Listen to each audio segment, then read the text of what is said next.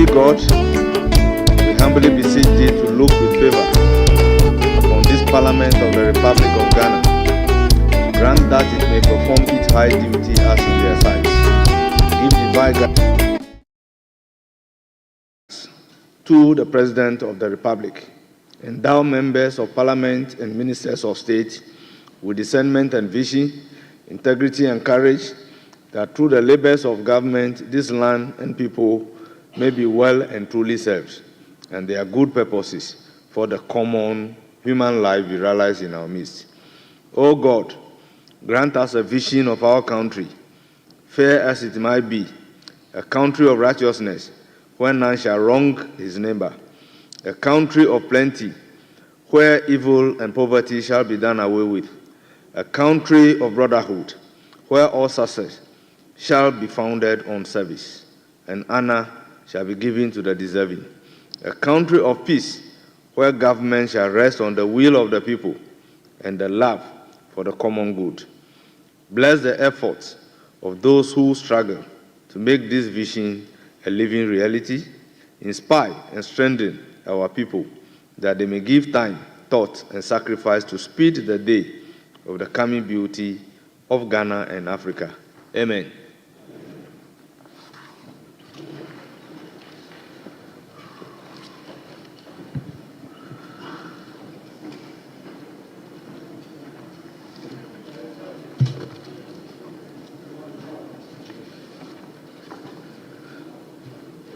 Honourable members, there being no communication from the Speaker and message from the President,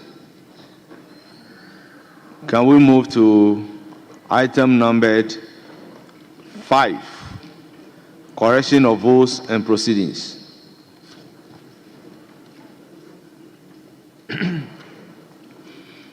Honourable members, correction of votes and proceedings of Thursday, 13th February 2025.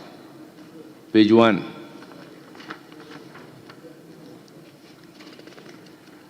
Two, 3, 4, 5, 6, 7, 8, 9, 10, 11,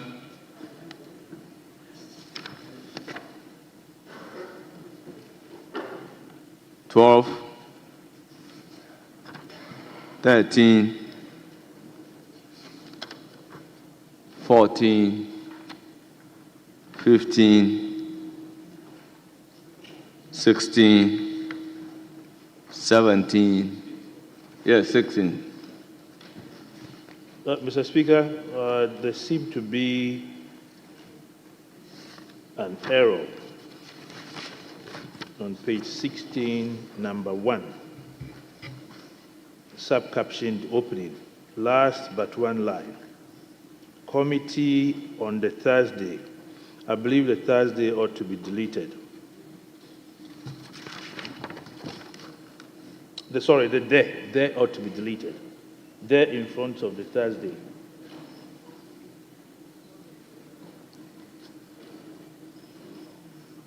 Honourable member, is that all? That is it. Thank you very much. Table office, take note. Any more on page 16? 17.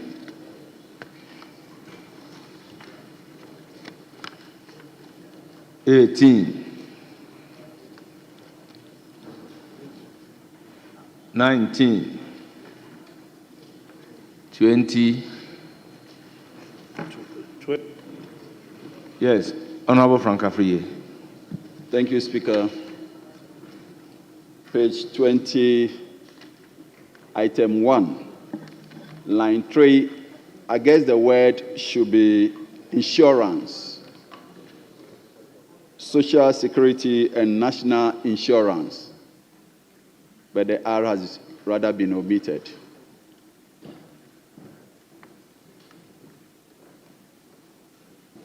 Table office, please take note.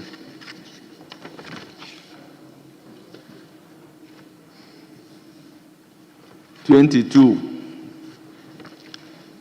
and 23.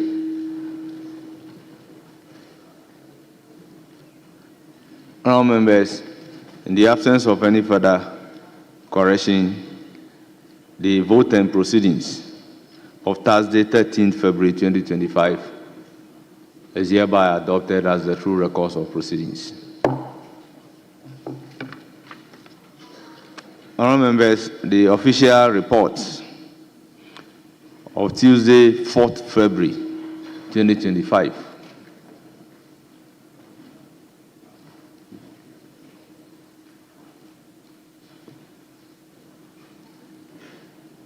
Honourable members, any correction?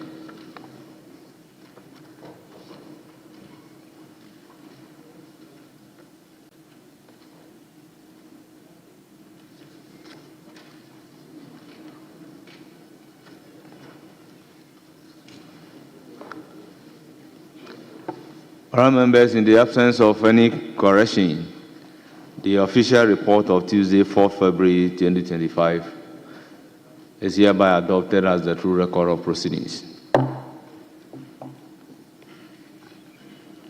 Honourable members, business statement. Majority Leader. Business statement.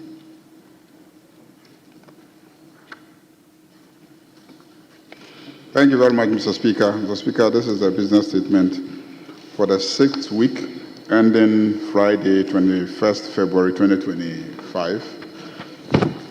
Mr. Speaker, your committee met on Thursday, 13th February 2025 and arranged the business of the 6th week.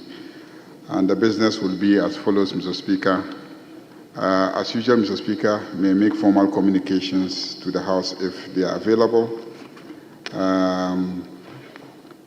Some questions have been admitted, and so ministers may be scheduled to come and answer those questions. Statements, as usual, may be made both by ministers and individual members of this House. The Committee of Selection is concluding its work, and so early next week, the report on the composition of standing and select committees will be taken in the House. Motions and resolutions may be passed, and we will have a number of briefings by one or two ministers. Mr. Speaker, if you recall, the Minister of Health was to brief us on some matters relating to human metapneumovirus, and then meningitis in the northern part of the country, and cholera outbreak in the Futu municipality. The Business Committee has also scheduled the Minister for Energy to come on Thursday, 28th February, to brief the House on the steps being taken by the Ministry towards the gradual transition of the country in the use of clean and renewable energy. We urge honourable members to try and be in the House and then to avail themselves of the opportunity to engage with the Minister on these matters. Mr. Speaker, in accordance with Order 2162 and subject to Order 67, the committee submits its business to this House for adoption. Thank you. Thank you, Majority Leader. Business statement has been presented. Any comment? Honorable Patrick Yabuama. Thank you very much, Mr. Speaker. Let me commend the Leader of the House for the presentation of the business for the House in the week ending February 21st, 2025. Mr. Speaker, but let me refer the Leader of the House to Standing Order 222. Leader, it's on the House Committee. I think one of the committees that this House has overlooked year on is the House Committee. And with your kind permission, let me refer you to Standing Orders 222, Subclause 2, that the committee shall consider any matter connected with the provision of services to members of Parliament that include the office, residence, catering, medical care, working and other facilities, and make recommendations to the House for approval and implementation. Mr. Speaker, you realize that most of the lifts leading to our offices are not working. And also, security on the floors, as well as some of the air conditioners in the offices of members are not functioning properly. There are broken tiles on the floor. And I believe the Committee on Selection next time must constitute the House Committee as part of the Appointments Committee to oversee the working of some of these broken down facilities. Mr. Speaker, it cannot be that you receive delegations in your office on the 10th floor for them to wait for like 20 minutes before they get onto the lift. It's not good. The tiles are not in place, air conditioners are not working properly, security on the floors are not too good and comfortable, and I believe it's something that you must also look at. I thank you very much, Mr. Speaker. Thank you. Point well made. Honorable Eric Afo. Thank you, Mr. Speaker, for the opportunity to contribute to the business statement presented by the Leader of the House. Mr. Speaker, I've realized one or two things in the House which I want to bring to attention of the House. Mr. Speaker, our friends from the other side have been invoking Article 102 of our Constitution. More so, our Standing Order 64, all boils down to about quorum in this House. And they raise it at a time we are handling a very important business of the House, public business. Mr. Speaker, I want to make a personal application to you. The application is that I want us, if you agree, through the leaders of the House and through the Business Committee, to shift our sitting time from 10 a.m. to 2 p.m. Mr. Speaker, I'm saying this because, first of all, it will help honorable members to be in their seats. They'll use the mornings for their administrative duties and be in their seats. Two, it will help ministers of state to prepare adequately to come and answer parliamentary questions from members. Two, they can give statements of their ministries. Mr. Speaker, it also helps you. I know that your speakership doesn't lie only in this chamber. You have other administrative duties that you can also do in the morning hours. So I'm putting up this application to you. If it can be accepted, can be adopted. Because, Mr. Speaker, fortunately, I've been with the Business Committee for almost 8 years in this House. And through your influence, I've visited a lot of parliaments in the country, in the world. The last one was Zambia. They start their meetings or sittings around 2 o'clock, 12, 1, 2. And it helps them. So if we can replicate this in this country, I think to go a long way to help us. This application. Thank you, Mr. Speaker. Thank you very much. Any further comment? Yes, Deputy Minority Whip. Mr. Speaker, I would like to find out from the Leader of Government Business when the message on the state of the nation will be presented and when should we be expecting the budget? Thank you.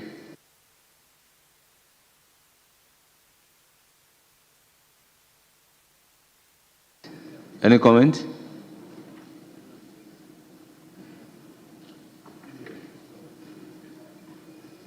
Yeah, Mr. Speaker.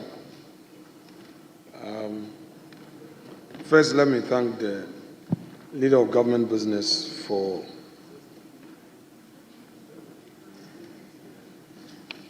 delivering the state of the nation. this business statement for the ensuing week. One issue that I wanted clarity on has already been dealt with by my respected colleague, Honorable Habib. That has to do with the State of the Nation address that we wanted to know when this will be happening in this House. But I'm sure the majority leader will have an opportunity to deal with this. Mr. Speaker, in course of the week, there were certain matters that I believe leader of government business must take steps to address same. That has to do with revocation of appointment. We hear of... Honorable Minority Leader. No, it's not that issue. I said you raised it at the time allotted. Yes, it's Very not that well. one. Very well. Mr. Speaker, I'm always guided. I won't act in bad faith, please. I won't act in bad faith. Mr. Speaker, we heard of Honorable Bauer being appointed as acting chief executive of GMPC. Then he's been reassigned now to GOIL. Again, we heard of Honorable Hanabisiu going to Common Fund. Then now we hear Honorable Mr. Ishmael Yamson's son is going there. GIPC, we had Benis McAfee being appointed there. And then we hear now they've changed it to Simon Maji. And Mr. Speaker, the president has just assumed office. The president has just assumed office.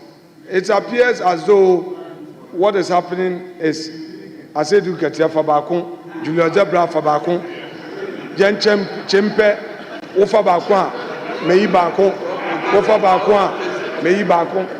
Se Obieni Njia, Masisano. We have, Mr. Speaker, the president should not be sent into a lame duck rather too quickly. The president is just forming his government. This posture doesn't give a good signal to the investment community. And governance will require that there must be some certainty, because GIPC is a very important state agency that drives investment into the country. Honorable Minority Leader. Mr. Speaker, normally, you see, he should let me finish. Then he can make his point. This point of, Mr. Speaker, don't encourage it. Don't encourage it. But you let me hear him.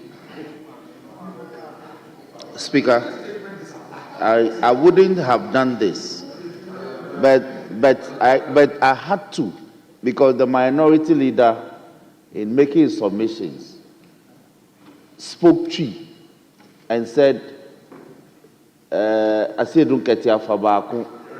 And Mr. Speaker, I believe that. No. I believe that. Mr. Speaker, why? Are you the Speaker? The Speaker, Honorable please. Deputy Whip. Honorable Deputy Whip, with all due respect, I do not expect you to get up without having the floor and begin to speak.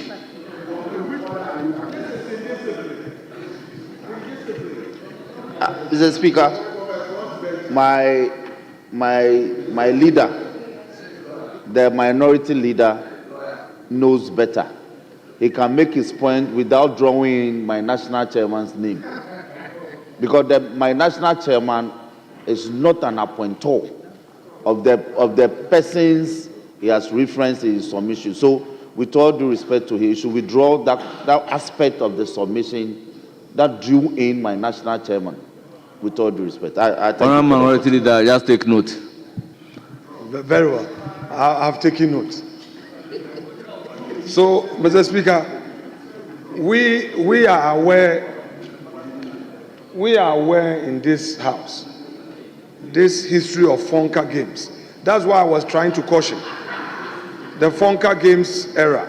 So I'm just being very careful here that we know Mr. President has one term. He's just assumed office. We need all of us must support Mr. President, especially his own party members. Because if you make an appointment today, you reassign.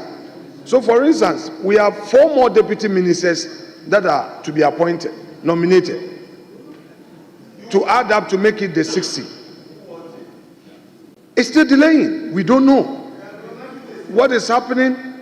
Yeah, 50 says you need to add 4 to make it 60. Mr. Speaker, we don't want a situation where we start the vetting, the 14 that we have, we start, and at the tail end, something will come up.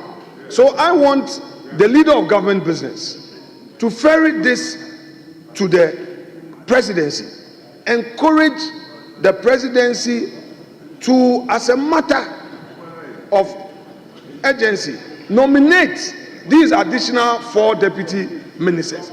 We have communication and digitalization pending. We have foreign affairs deputy pending. We have health pending. We have transport pending. Mr. Speaker, and we know that there are very prominent members of this House, very senior, who have still not been considered.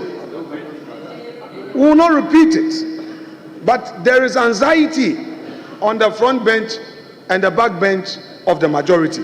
So leader of government business must bring certainty to this matter by dealing with it. Mr. Speaker, the second issue had to do with government suspension of the implementation of National Roads Authority Act, which sought to restructure the management of roads and highways. And Mr. Speaker, indeed, per Act 118, this House passed the law in July 2024 to streamline the management of Ghana roads infrastructure by merging Ghana Highways Authority, Department of Urban Roads, and the Department of Federal Roads into a unified entity for improved coordination and management. However, Mr. Speaker, the announcement of the suspension of this act to allow for stakeholder engagement, Mr. Speaker, is unknown to governance. I believe this government came into office with its own manifesto. Today, a committee here, a committee there, as if you are now enacting your manifesto. There is a law. That law must be implemented. You cannot, on your own at the ministry, suspend the law and say you want to engage in further stakeholder consultation. It does not happen. We are giving a rather negative signal. So I want a leader of government business to take this matter up and advise government so that government may not find itself in any illegality. Mr. Speaker, the third issue has to do with a communication by the spokesperson to the President and Minister of State in charge of government communications. This is dated the 11th of February 2025, and it reads, President Mahama directs Finance Minister to urgently bridge U.S. aid funding gap.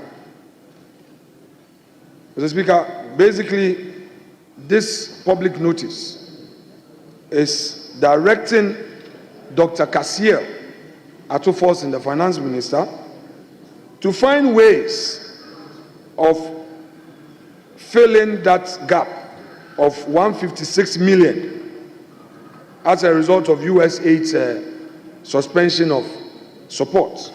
Mr. Speaker, how can the Finance Minister be directed to do such a thing without at least a certain level of engagement with Parliament? The Finance Minister must be directed to engage Parliament.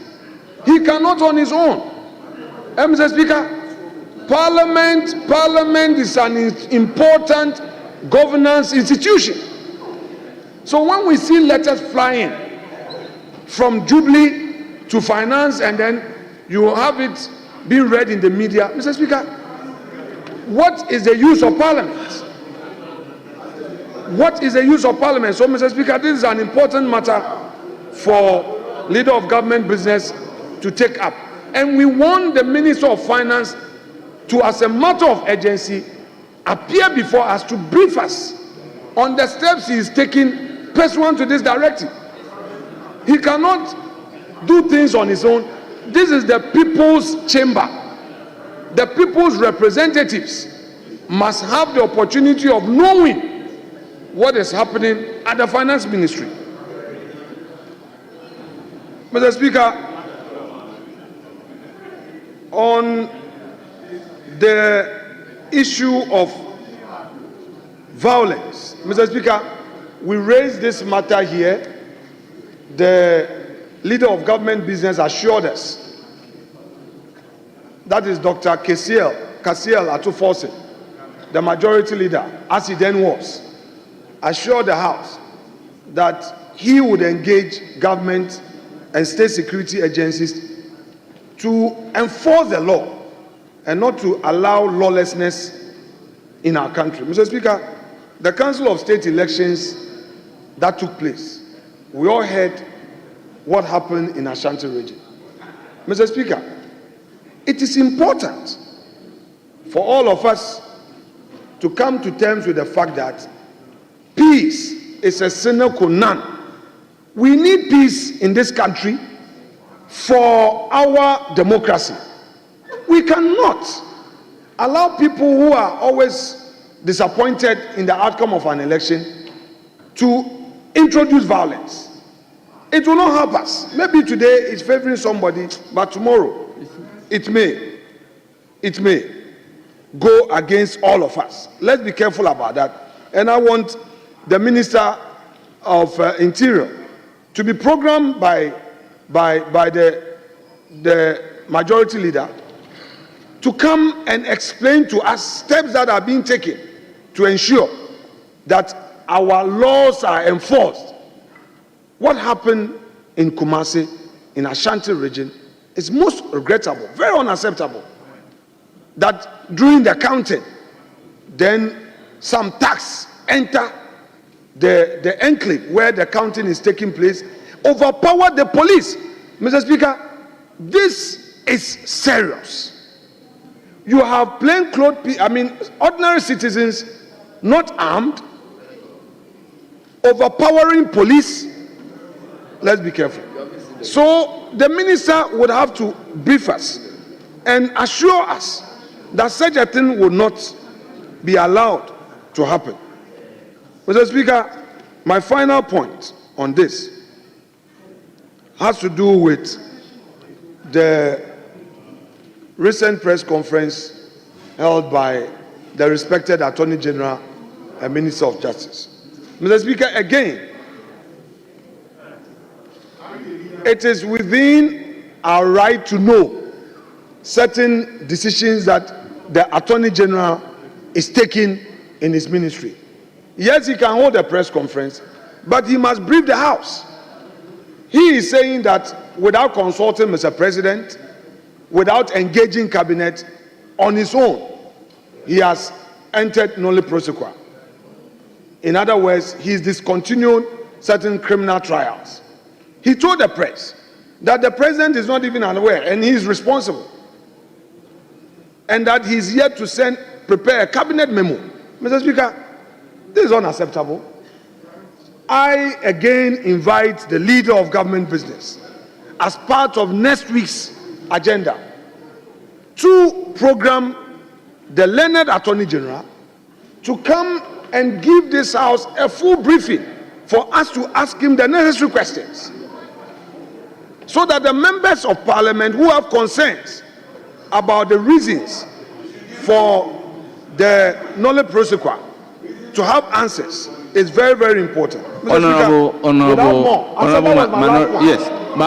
Minority Leader. Honorable members, order.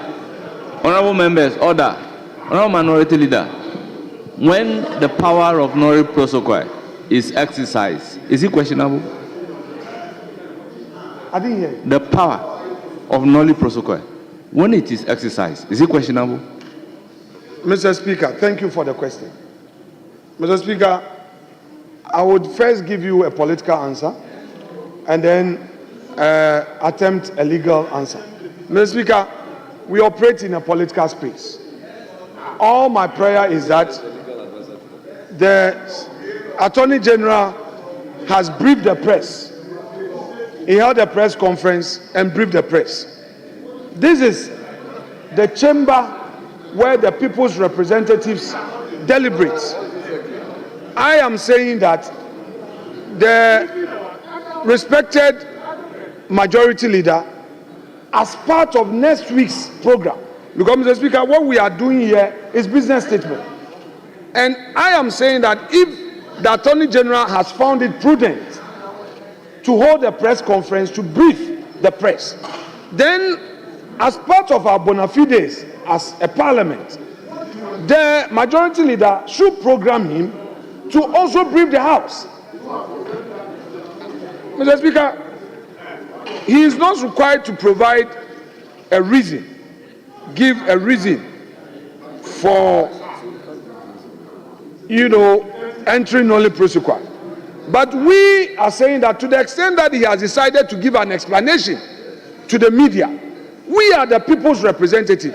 It's only a request to the leader of government business to invite him here so that he briefs us. So that's basically the point I am making. Mr. Speaker, I'll rest my case on that for the leader to answer to some of the questions. Honorable Minority Leader and honorable members, in Ghana, the Attorney General has a statutory power to issue a nolli prosequi under the Ghanaian Criminal Procedure Code 1960 Act 30 to discontinue any criminal proceedings before final judgment is made. And this is without question from anybody. So I believe when the Attorney General is programmed to come here, the House would have been questioning the Attorney General on the exercise of the power or the exercise of the authority. So, Speaker, no, that is not, Mr. Speaker. Please, let's tread cautiously. Yeah, Mr. Speaker, with respect, it's a good exercise.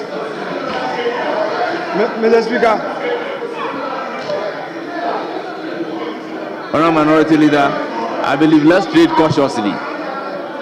Let's tread cautiously. Mr. Speaker, I just want us to trade cautiously. We are here to learn, Mr. Speaker. We are here to learn, and you are here to also help with the process of governance, Mr. Speaker. It is not for us to question the Attorney General's discretion.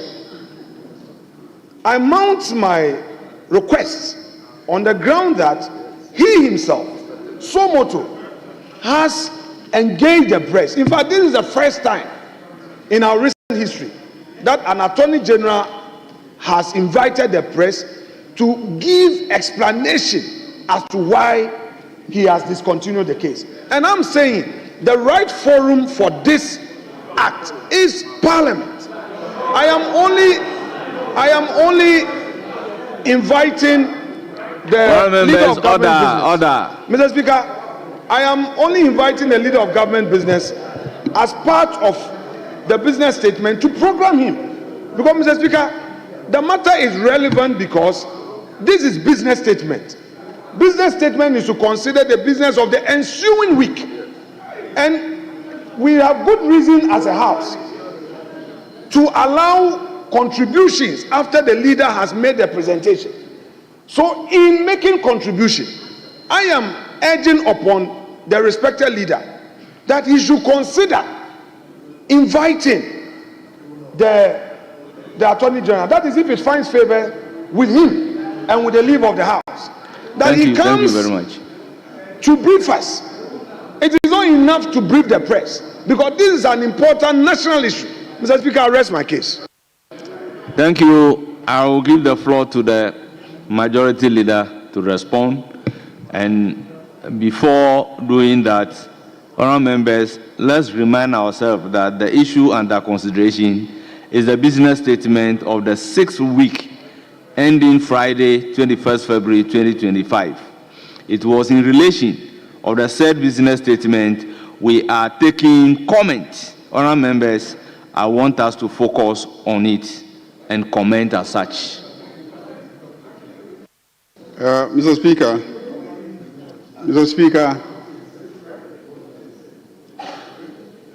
Speaker, I thank honourable colleagues for drawing attention to a number of matters relating to the business program for next week.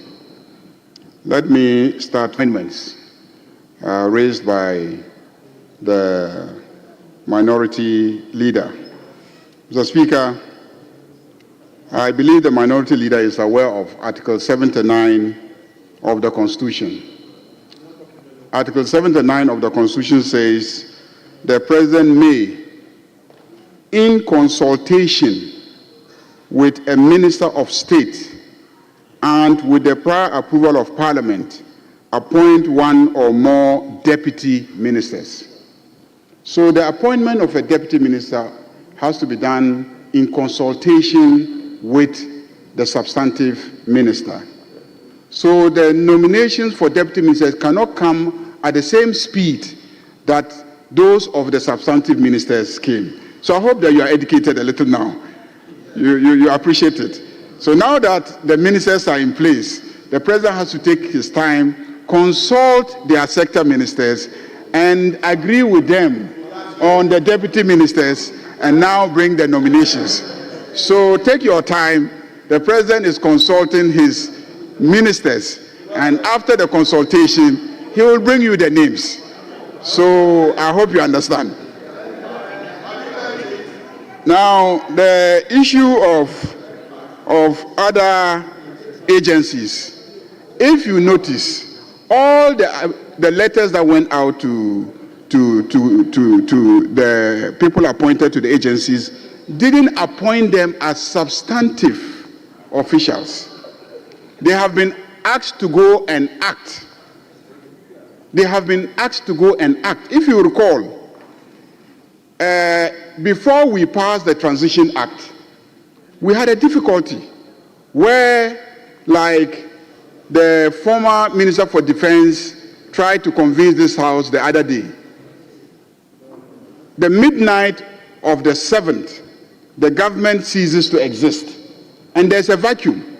So very often what you do is to send people to go and act, and then subsequently you make up your mind where you want people to serve, then you do some realignment. And that is what is happening. So when somebody is asked to go and act somewhere, he is not appointed as a substantive head of that institution.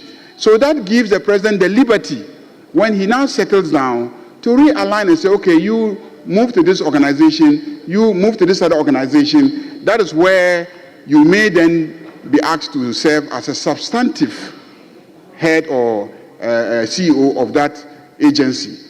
So what is happening is not out of the ordinary. It is normal. And that is what is expected when there is a transition. On the Roads Authority, the other day it was raised in this House, and the Minister for Roads was here. And I inquired, and it turned out that the workers in the ministry had petitioned the Labour Commission.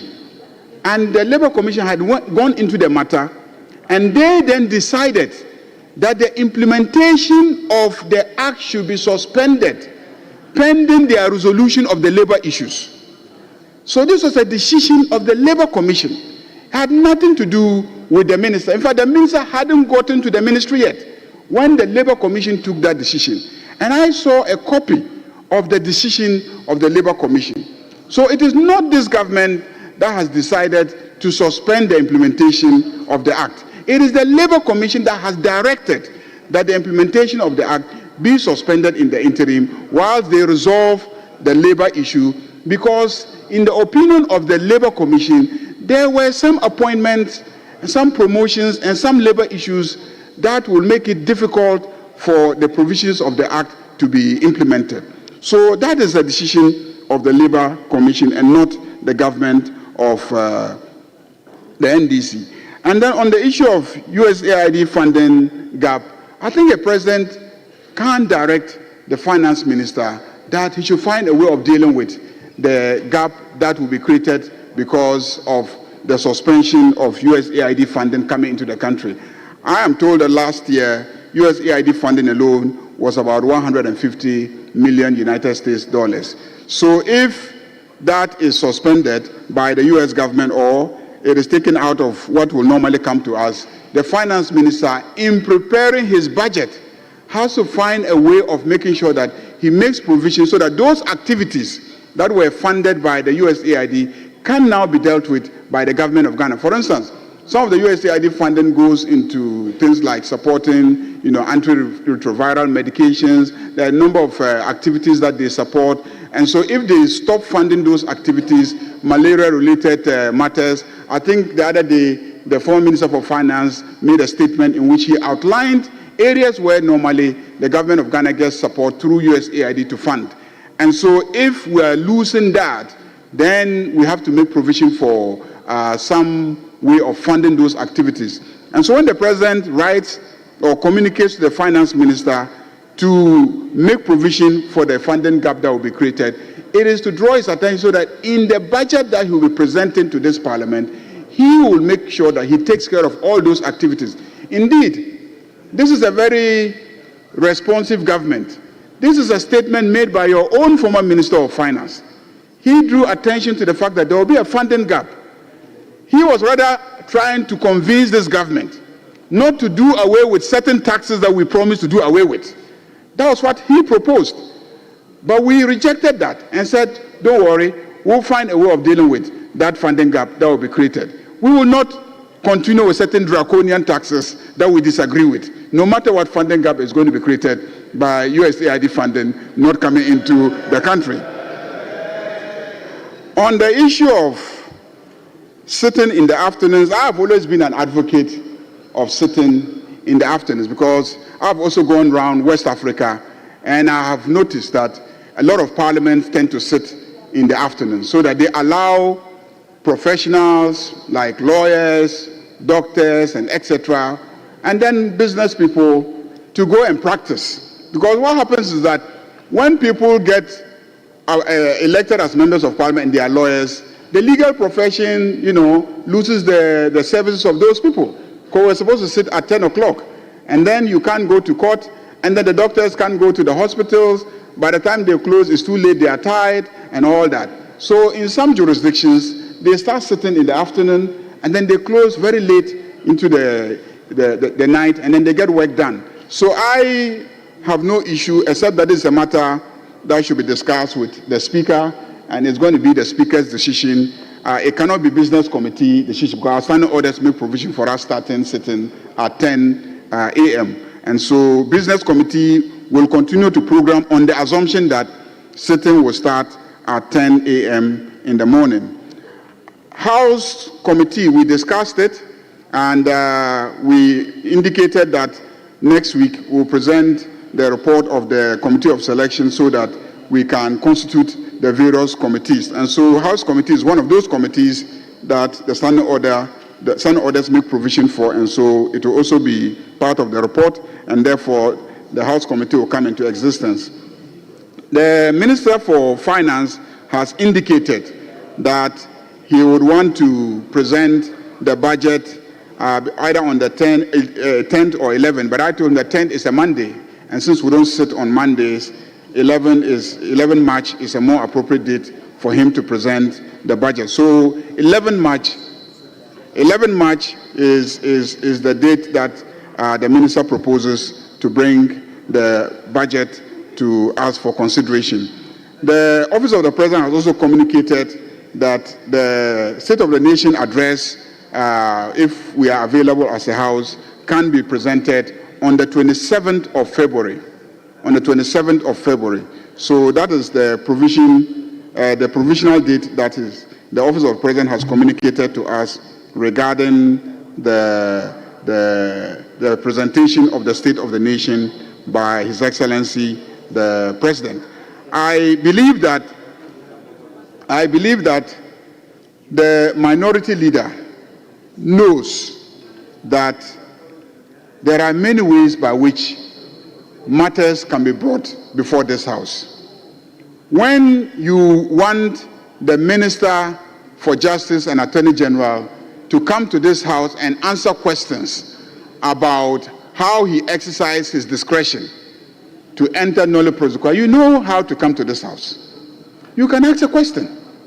You can ask a question to the Minister. He is a Minister, in addition to being the Attorney General. So his responsibility as a Minister is to this House. His exercise of his powers as Attorney General, those are discretionary powers that he has exercised. And so you can ask the Minister a question and he will come to this House and answer those questions. You can also make a statement in this House and we can all comment on your statements. But you cannot always seek to use business statement presentation as a platform to organize a press conference. You cannot be allowed to do that. So please cease and desist. Cease and desist from continuing to try to use this platform as a platform for organizing press conferences.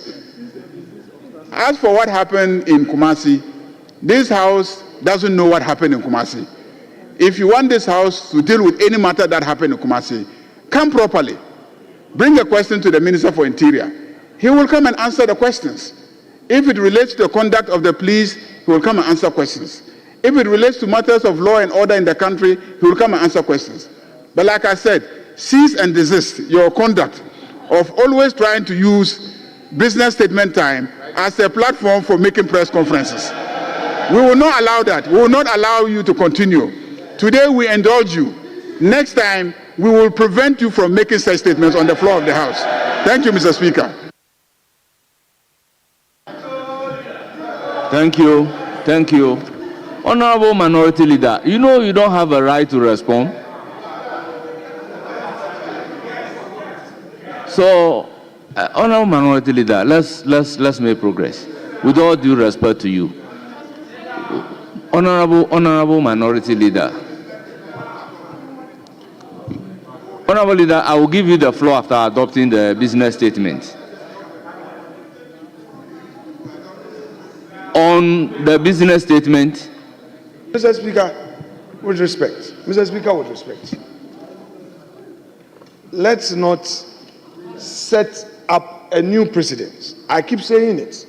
Mr. Speaker, only yesterday I was a leader of government business. The majority leader in opposition, I would go for the Hansard. I've enjoyed these tutorials, but fortunately, Hansard is always a record to guide us.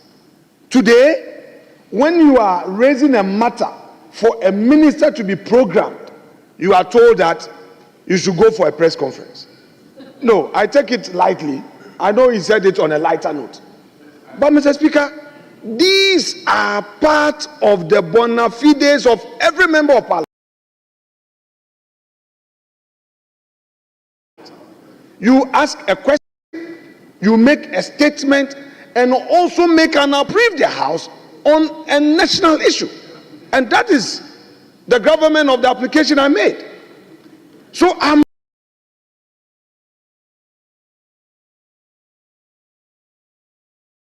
not be wrong on this matter. Mr. Speaker, I asked the Council of State election that the Minister of Interior be programmed. I said that we've seen reassignment to the other. Is it the case that the government took office? So these are national issues I'm raising.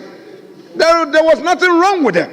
And then I also said the Attorney General should be programmed to come and explain to us why he did a press conference and the people's representatives have not been briefed. So I am saying that he should program him to come and brief the House. These are national issues. But Mr. Speaker,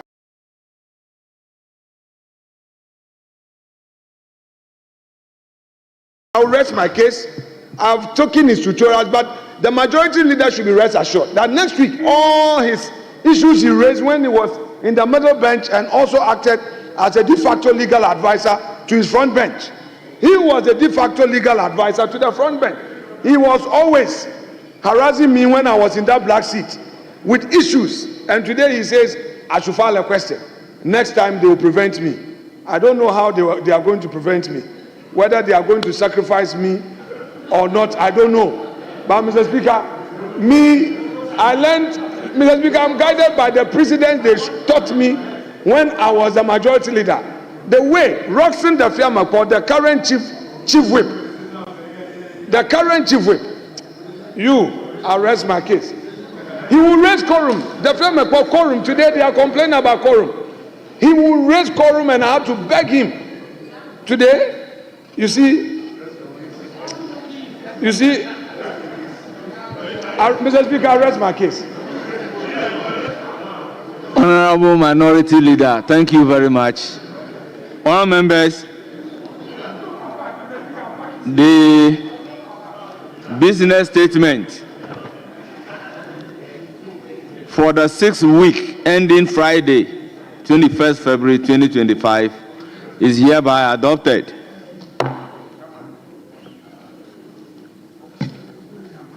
Honourable members, item number 7, statements. Yes, Minority Leader.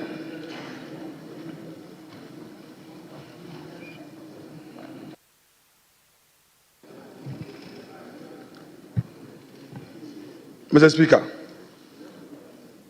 thank you for this opportunity to make this statement on the aftermath of the Chief of Staff's directive to state institutions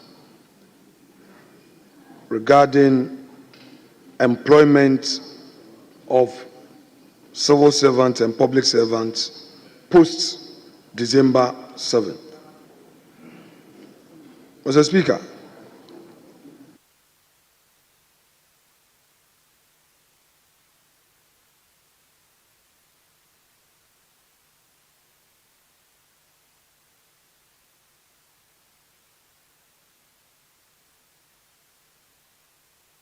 thank you. Mr. Speaker, in a letter dated 10th of February 2025 with reference SCR/DA85/B5/01/A, Office of the President, revocation of appointment 7 December 2024.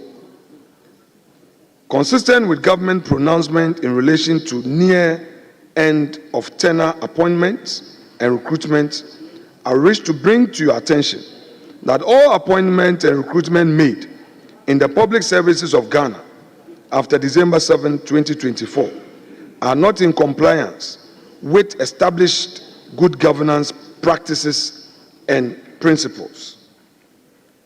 Accordingly, all heads of government institutions are hereby requested to take the necessary steps to annul any such appointment or recruitment and submit a comprehensive report on the actions taken to this office by 17th of February 2025. Your cooperation in this matter is highly appreciated and is being copied to all heads of government institutions. Mr. Speaker, pursuant to this, state institutions have been issuing termination letters, revoking appointments, and it is causing a lot of trauma to the youth of the country who have been employed by the states. Mr. Speaker, I have seen letters from the GRA, from Ghana Water, from Gridco, and of particular concern is Ghana Health Service. Health professionals who were recruited have been given letters to go home. Teachers teachers who were recruited have been given letters to go home.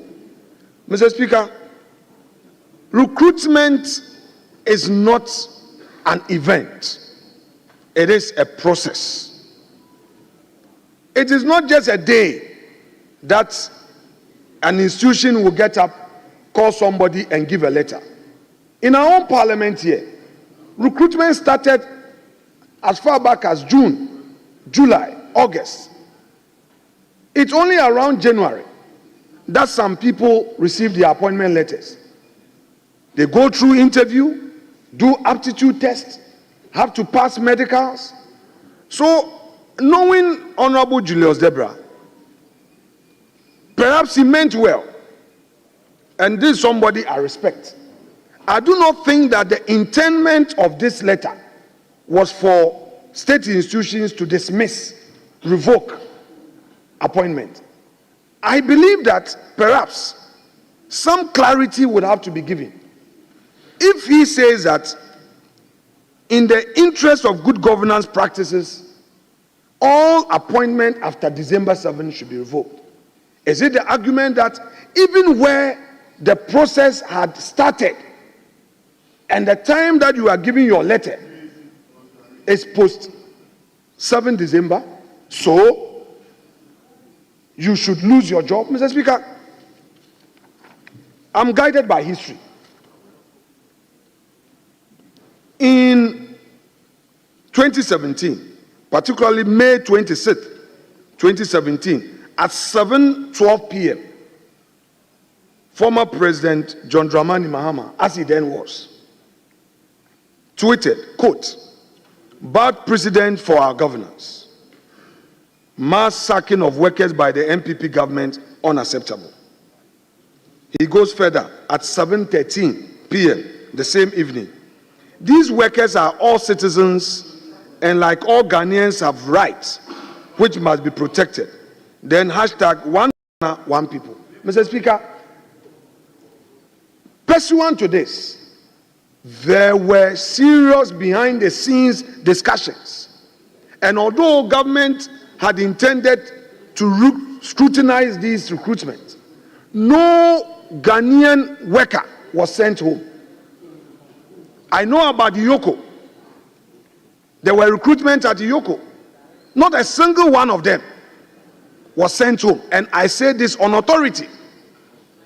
EPA, health insurance, SNIT, Mr. Speaker, a lot of government agencies that have done recruitment.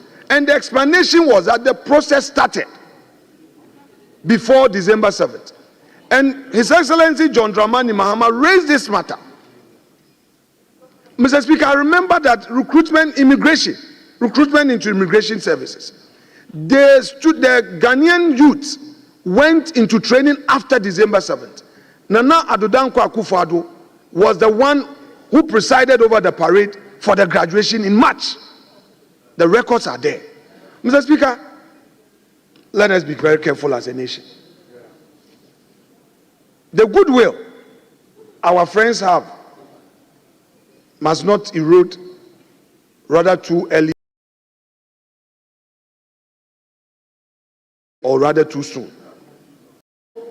Mr. Julius Debra, he himself is a private sector person. He's a businessman who knows how, when somebody is employed, it adds value to the economy. So I do not think he had intended that people who have gone through aptitude tests, gone through interviews, should be sent home. But it is all over the place. It is all over the place that our countrymen and women, our youth, are being sent home. They went to office, they were asked to come home with these letters. Where do they find food to eat? How do they feed their families? How do they feed themselves? What is going to be their future? On the strength of His Excellency John Dramani Mahama's tweet of May 2017, I would want to adopt these words as though they were mine. These are very veritable words that he used. to crave the indulgence of the government at the time to get back to ensure that our people did not lose jobs. And I repeat it, these workers are all citizens of Ghana, and like all Ghanaians have rights which must be protected. One Ghana, one people. End quote.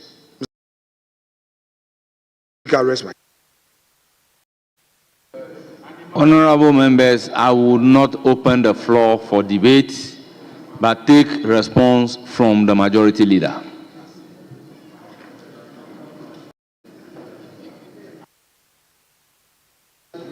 Mr. Speaker, like I keep saying, Parliament is a space where we can make statements, we can draw attention to important public matters. But Mr. Speaker, let us also be even and balanced when we view matters in this House. I served as a member of the transition team, and I recall that during that period, there was a mad rush to employ people.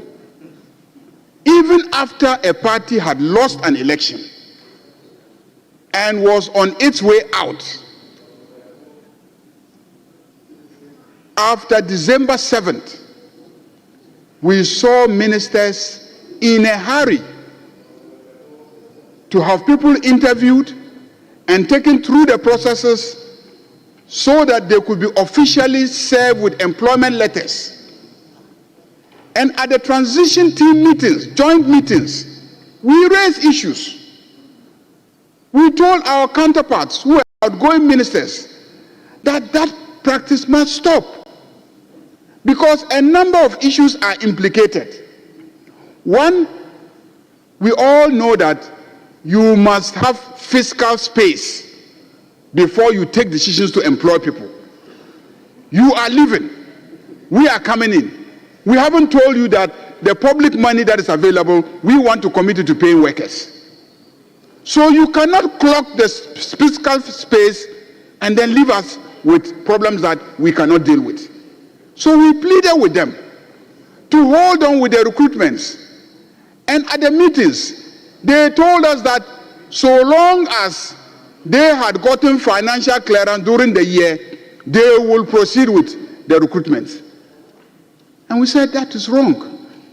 Once you haven't done the recruitment, hold on.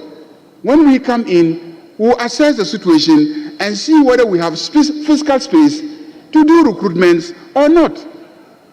And they insisted on recruiting and insisted that so long as they were in office until January 7th, they were the validly established government of the Republic of Ghana and they will do whatever pleases them. And so they were going to recruit. I was in the meetings. Minutes of the meetings exist. I can point to specific outgoing ministers who made those statements. So if you engage in such recklessness and you go and you know that you are leaving office, and you decide to load the public sector with workers, that will make it difficult for the incoming government. What do you expect? What do you expect? What do you expect? So, Mr. Speaker, I will not. Look, I made those statements at the transition team meetings, and I'm repeating those statements here, that it is reckless for you to leave, for you to know that you are leaving office, but you decide to load the public sector with workers so that the incoming government will come and inherit such workers, and then we'll be struggling with how to pay them. Mr. Speaker, look, I chaired about 8 ministries, the transitions. I saw an agency, I won't mention the name, but if you push me, I'll mention the name. Mr. Speaker, when we were leaving office, In 2017 January, that agency had about 120 workers with a certain asset to manage. At the transition, we asked them today, how many workers are in that agency? Mr. Speaker, there were over 1,000 workers. Mr. Speaker, we asked them, have you added additional assets for them to manage? No. So assets that we could use 110 workers to manage, you have come and you have loaded that same organization with over 1,000 workers. 1,000 workers. It's not a question of whether or not they are not Ghanaians. It is about the proper management of the state. That is why the NDC government, that is why the NDC as a party realized that this country should not be run with over 180 ministers. That is why we have reduced the number of ministers to 60. Because we want this country to be properly managed with the labor force that is needed to manage it. And so if you, at the time that we're cautioning you during transition, to be circumspect with your recruitment exercise, and you said you will not do it, what makes you think that today will allow those recruitments to stay? I think that what the Chief of Staff has done is proper. It is consistent with good governance, and we will review the recruitments that took place, and we will reverse them as indicated. This house, I was in this house when the Minister for Interior came and said he was going to recruit people into the security agencies. During the transition meetings, we cautioned him, please do not proceed with the recruitment. In this house, we said, even if you have to recruit, go through the proper advertisements and give every young person an opportunity. Mr. Speaker,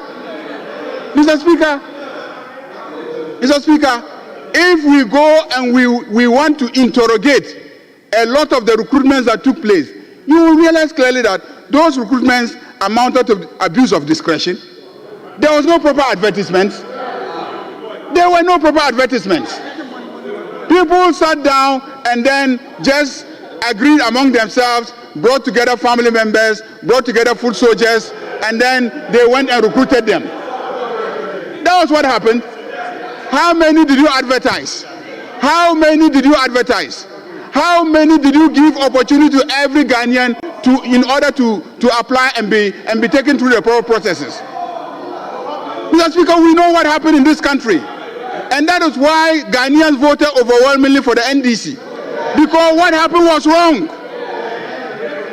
And Ghanaians expect us to correct what is wrong. What was wrong yesterday is wrong today. But what you did yesterday, which is wrong, must be corrected today. We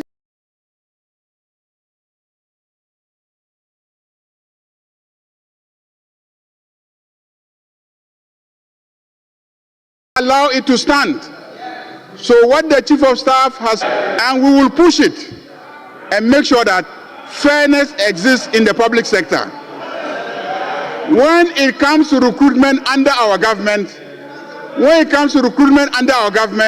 I want to assure you that we will also ensure that there is fairness, that there is equity, that we are even-handed in doing whatever we do, that every Ghanaian young person is given a fair opportunity, an opportunity that they were not given in the past. We will give every young Ghanaian the opportunity because, as we promised, we are resetting this country, and the resetting begins now. Thank you very much, Mr. Speaker.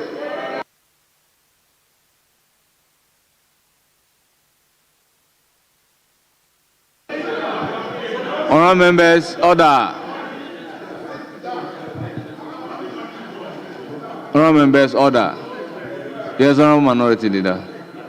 Mr. Speaker, I couldn't have risen on a point of order against my leader when he was in the dispatch box. I've always held the view that the dispatch box is a unique place, so you cannot rise on a point of order. But, Mr. Speaker,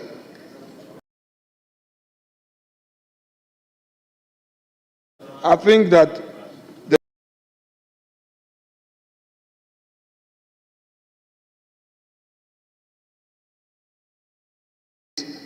for measured language, that if he uses the word recklessness against his former colleagues, that family foot soldiers were recruited and all. Mr. Speaker, I do not think that these should be part of our records, especially coming from the leader of the House. So, Mr. Speaker, I would want to register these as my protest. If he is minded to take these words back, so be it. If he feels strongly about it that they should, if he feels strongly that indeed these should be part of the record and that Ghanaians who have been recruited should be sent home and they don't deserve to be employed, I have already made point. I've relied on what President John Dramani Mahama said, and I will not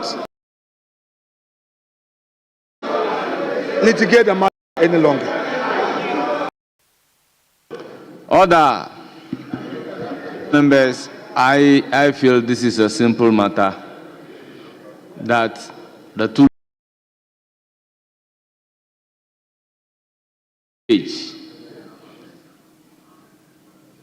responsible for labor being involved, they can have audience with the Chief of Staff, and then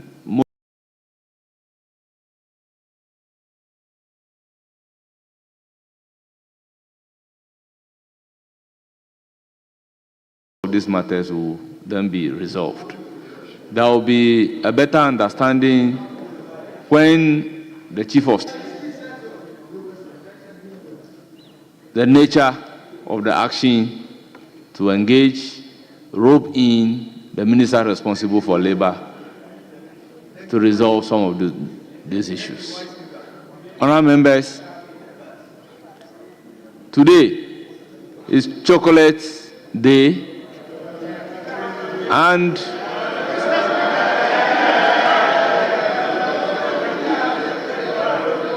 Valentine's Day.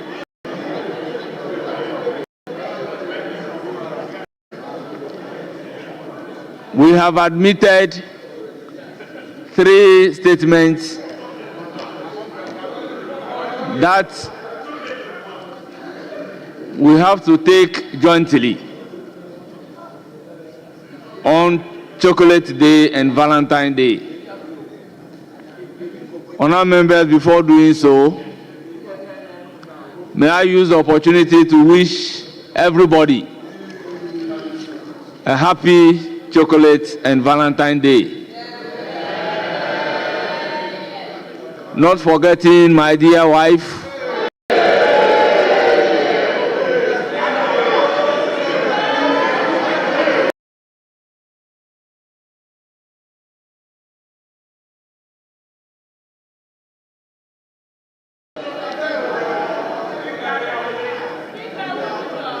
honourable members, the statements are in the name of Honourable Comfort Doyo,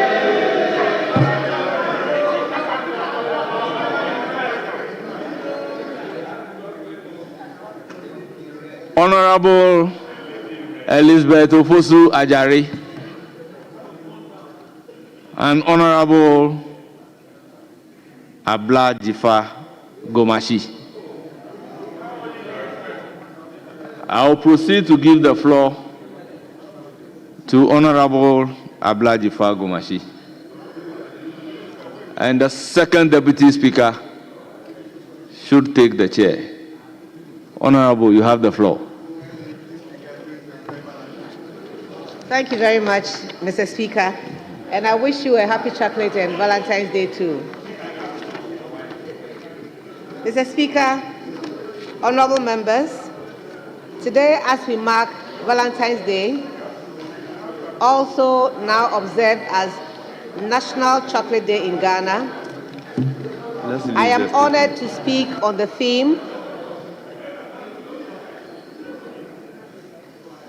Eat Chocolate, Stay Healthy, Grow Ghana, and the guiding sub-theme, Chocolate for All, Taste, Share, and Care. As we celebrate National Chocolate Day, we are celebrating Ghana's rich cocoa heritage as a vital component of our economy and culture. These themes outlined also underscore the importance of sustaining an ecosystem that promotes growth in our cocoa sector. It also recognizes the hard work of our cocoa farmers, processors, and all within the supply chain whose livelihoods encourage healthy lifestyles and drive economic development. We appreciate their production of high-quality chocolate that delights our consumers. Mr. Speaker, as you may be aware, the celebration of the National Chocolate Day was instituted in 2007 by the then Minister for Tourism and Modernization of the Capital, the late Honorable Jake Obechebi Lamte. May his soul rest in peace. To coincide with the celebration of Valentine's Day, in 2021, Cocoa Board and Ghana Tourism Authority came up with the idea to extend the Chocolate Day celebration to a week-long celebration and has been celebrated since its successful launch. Mr. Speaker, the National Chocolate Week is more than just sharing of chocolates. It is a time of fostering unity, national pride, focusing on marketing Ghana and promoting domestic tourism. As we indulge in the sweetness of chocolate today, let us be encouraged to patronize the exquisite flavor of our locally produced chocolate, share its goodness with family and friends, and show care and concern for the communities that cultivate this precious crop.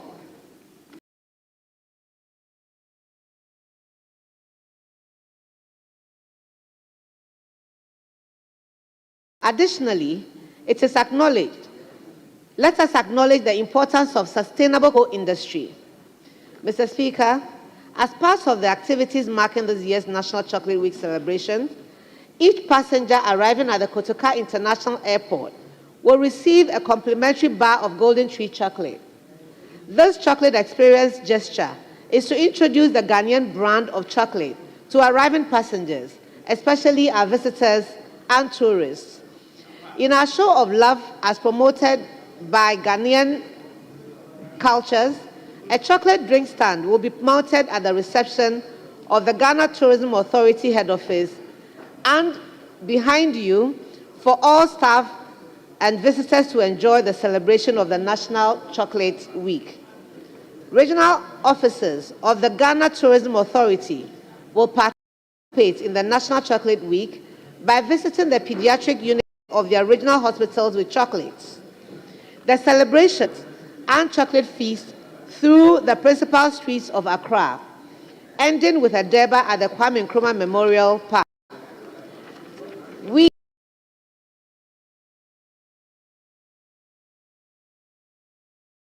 trust that our stakeholders in Cocoa Board, Cocoa Process in this exciting initiative.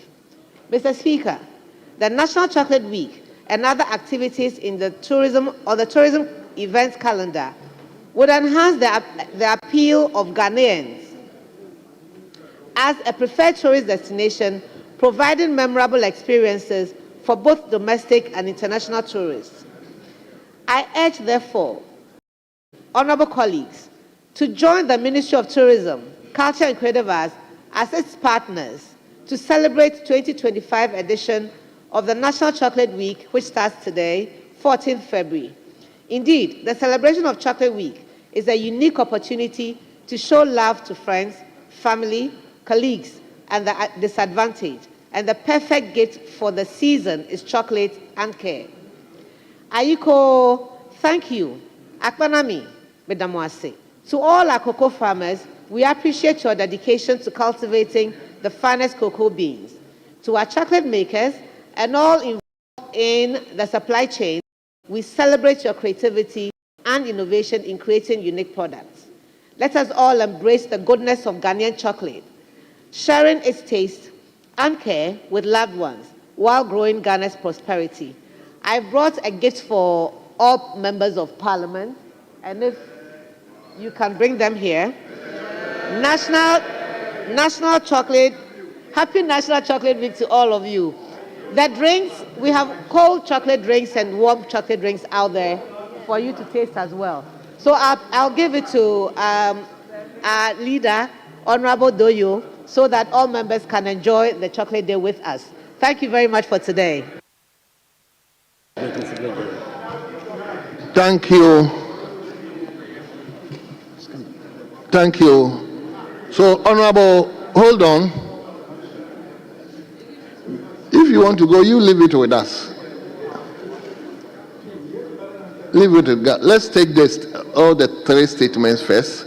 So let me come to Honorable Minister for Trade, Agribusiness and Industry to also read her statement. Thank you, Right Honorable Speaker, for the opportunity. I rise to make a statement to commemorate the celebration of the 2025 National Chocolate Day as the Minister for Trade, Agribusiness and Industry. Mr. Speaker, on this auspicious day, I wish to congratulate our gallant cocoa farmers, cocoa processors, and value chain actors within the industry. Let me first pay homage to our ancestors and forebears. Tete Kwashi's humble act of bringing cocoa to Ghana laid the foundation for what would become one of the nation's most vital industries, earning Ghana substantial foreign exchange before and after independence. Earnings from cocoa trade has clothed our children, built our schools, and fueled our progress. It has also been a single symbol of Ghana's resilience, ingenuity, and unity.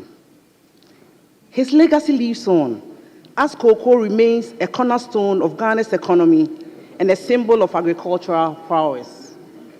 Mr. Speaker, the theme for the celebration of National Chocolate Day over the past 4 years has been Eat Chocolate, Stay Healthy, Grow Ghana, with a sub-theme of Chocolate for All, Taste, Share, and Care.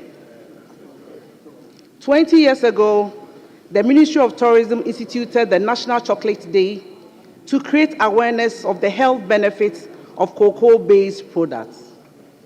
Since then, the country has carried on this tradition of bringing to the fore the economic and health benefits of cocoa and chocolate. On this day, we celebrate love using a product of pride coming from our homeland, the Ghanaian chocolate. Chocolate, like love, is universal, sweet, transformative, and rooted in the heart. Using chocolate as a theme product for this day has been carefully crafted, not only for considering its use in the expression of love, but most importantly, its health impact on especially the heart, which is also in itself a symbol of love. The impact of chocolate on the heart has been confirmed by various research works. Mr. Speaker, it increases heart health. Dark chocolate has been shown to lower blood pressure, reduce the risk of clotting, and increase blood circulation to the heart, thus lowering the risk of stroke and death from heart diseases. It also balances the immune system. Research published by Johns Hopkins Medicine and National Institute of Health indicates that the flavonoids and paranoid in chocolate help prevent excessive immune activation and reduce oxidation stress. In particular, these bioactive compounds appear to help us in our immune system health. It also combats diabetes. Mr. Speaker, the health needs of chocolate cannot be overemphasized. In view of these health benefits, I would encourage colleagues to increase their consumption of made-in-Ghana chocolates. I also entreat you to invest in supporting schools in your constituencies to procure more cocoa-based beverages as immune boosters for the children in our schools. Mr. Speaker, as the Minister responsible for trade, agribusiness, and industry, I am committed to collaborating with the relevant stakeholders within the cocoa value chain to harness the full benefits of cocoa through enhanced value addition and value extension. While the world savours our cocoa, let us embrace the sweetness we cultivate. This day is a call to Ghanaians to eat chocolate. Yes, but also take pride in the hands that grow it, the heart that process it, and the spirit that makes it unique. Mr. Speaker, we stand firm in our resolve to reset the country through industrialization by aggressively implementing the rapid industrialization for jobs as captured in our manifesto. This agenda of the President's vision of increasing our exports through value addition and value extension will soon be launched by the Ministry of Trade, Agribusiness and Industry. This involves establishing new strategic industries and reviving defunct ones. Therefore, we will facilitate the establishment of cocoa processing factories in cocoa growing areas.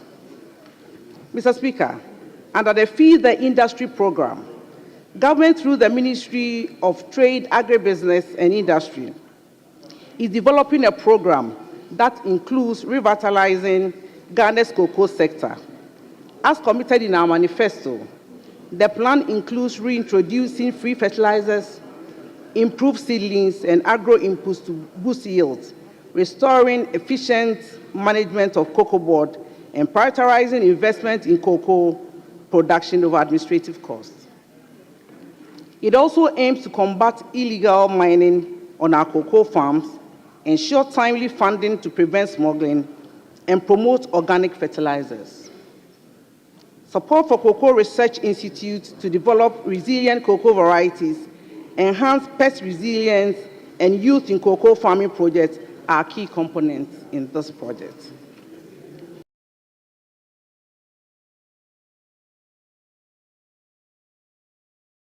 Mr. Speaker, establishes cocoa colleges, support women in cocoa farming, and invest in research and market expansion.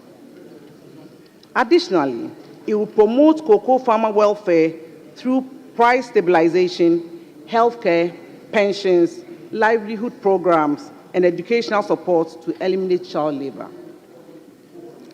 Mr. Speaker, according to Global Chocolate Market Research in 2024, the global chocolate market size was valued at a whopping $130.72 billion and is this is a market that has been eluding Ghana over the years. And as we celebrate this day, our commitment listed above should give Ghanaians a new ray of hope that His Excellency John Dramani Mahama is poised to bring in the cocoa sector out of the doldrums into a new dawn. I thank you for the opportunity. Thank you very much, honorable members. Let's be patient and also listen to Honorable Comfortdeo to also read a similar statement. Yes, Honorable Comfortdeo. Thank you, Mr. Speaker, for the opportunity.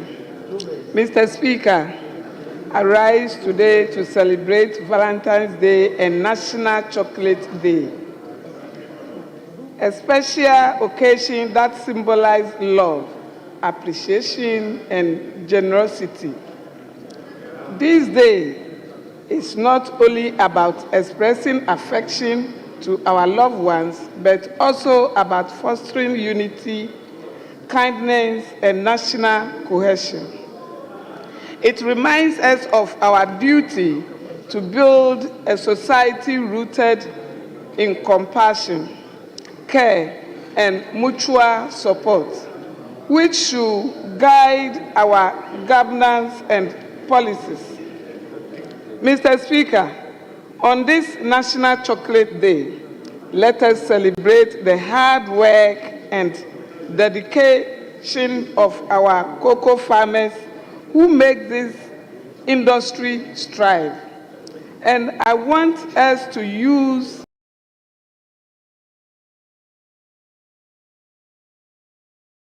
this medium to encourage all Ghanaians to Speaker. Let us celebrate the unity and resilience that binds us together as Ghanaians. We share a hope for a brighter future and a love for that fuels our ambition to strive for excellence.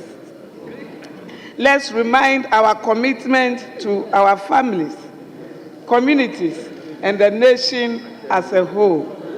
Mr. Speaker, I thank you for the opportunity, and it is Lovers' Day. Let us love ourselves. Thank you. Thank you very much. Honorable members, I'll give you the opportunity to comment, so you hold on a bit. Let me now invite the minister responsible for tourism to, by way of symbol, showcase chocolate, which symbolizes Valentine's Day in Ghana now.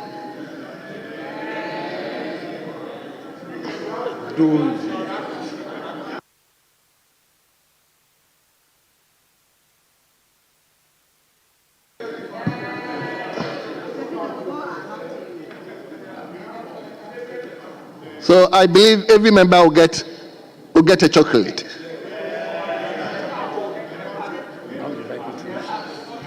Yes.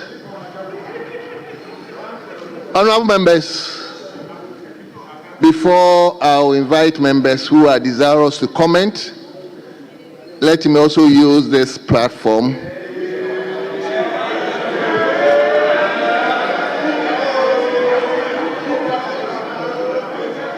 to extend my love to my dear wife, Mrs. Grace Owusu-Ansah-Siama. My dear, I love you. And I wish you happy Valentine and Chocolate Day. Now, I can turn to Bosome Freho. That is where my wife hails from. So, Bosome Freho, start the comment. Thank you, Mr. Speaker. I am grateful. Let me first and foremost commend the makers of the statement, the Speaker, and also thank you for giving me the opportunity as an in-law. The Speaker, it is important that we appreciate, celebrate, and then make our cocoa farmers heroes and heroines of today's celebration. Mr. Speaker, without much ado, I want to commend every cocoa farmer in the Bosome Freho constituency. But that is, apart from cocoa and cabbage, the Speaker, there is no very vital employment again for my people. And they are very predominant in cocoa farming.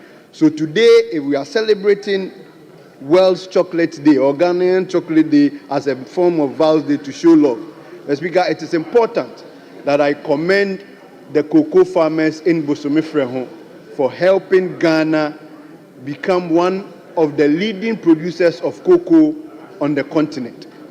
Mr. Speaker, whilst we are appreciating them and commending them, it is important that from all the speakers, that we look at the welfare of cocoa farmers. Because I was arguing and commenting with one of my friends that even the average cocoa farmer's child in my village does not even have the opportunity to enjoy the chocolate we are celebrating today. And it is important that we prioritize the cocoa farmers in terms of celebrating World Chocolate Day. Speaker, it is important that members of parliament enjoy the cocoa our minister is giving us here. But I think some of these celebrations symbolically would mean when we extend hand to the farmers and the families and children of the cocoa farmers. Speaker, their welfare is very important.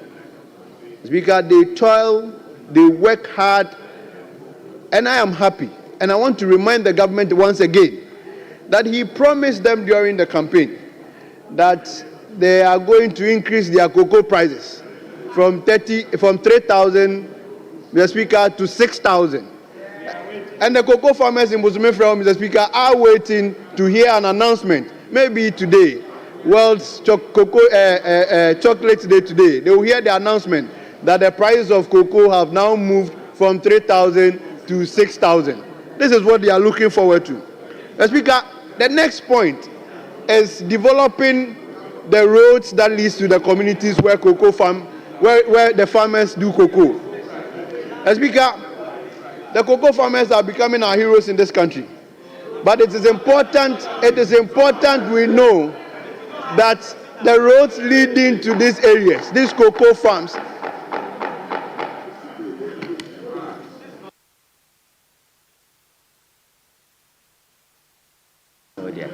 Mr. Speaker, I want to crave the indulgence of my respected colleague, the Deputy Majority Leader, to join me to assist you in managing the House. Mr. Speaker, this week, Mr. Speaker made a statement that when he is not in the chair and is observing from his office,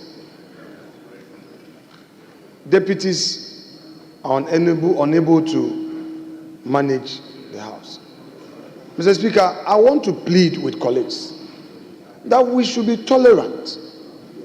Indeed, heckling is part of the politics in this chamber. But at least, we should not be reckless in heckling. A member is making a point. Let's listen to him in silence. When he's done, you get the opportunity. I've seen the majority leader now in, but Honorable Rickett, let's help Mr. Speaker to manage the House.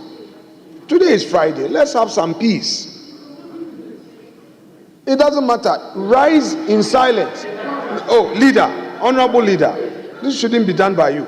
Mr. Speaker, whatever it is, if a member has a disagreement, when a member has a disagreement, he should rise on his feet quietly, gently, and wait for you to call the person. And he uses the opportunity to draw the attention of the House to the action of the member, which is not in accord with the rules. So please, the honorable member is on his feet. Colleagues opposite me, please indulge him. Mr. Speaker, that is it. Thank you. Thank you, leader.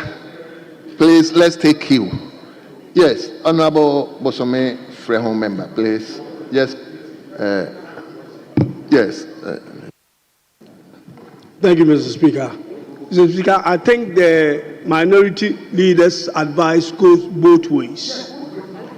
And we should not, this is supposed to be a Valentine's Day, a joyous occasion. Nice statements are being made.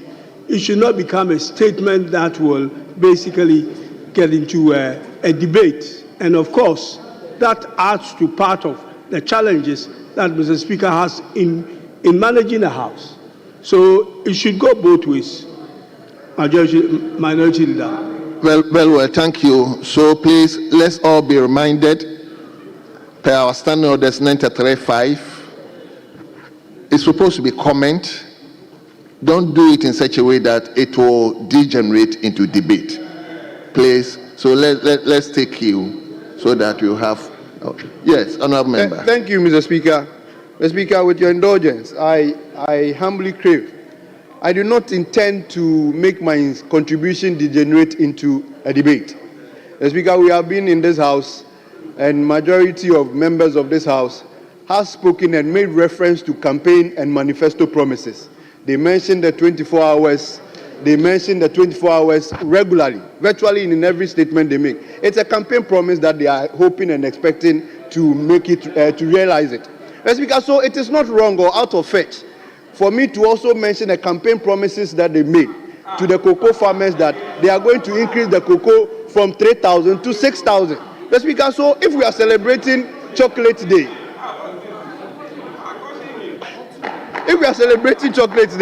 and I'm urging honorable that members, the welfare please, of the cocoa farmers should be looked if at. he goes out of hand, I will please. Honorable member, please.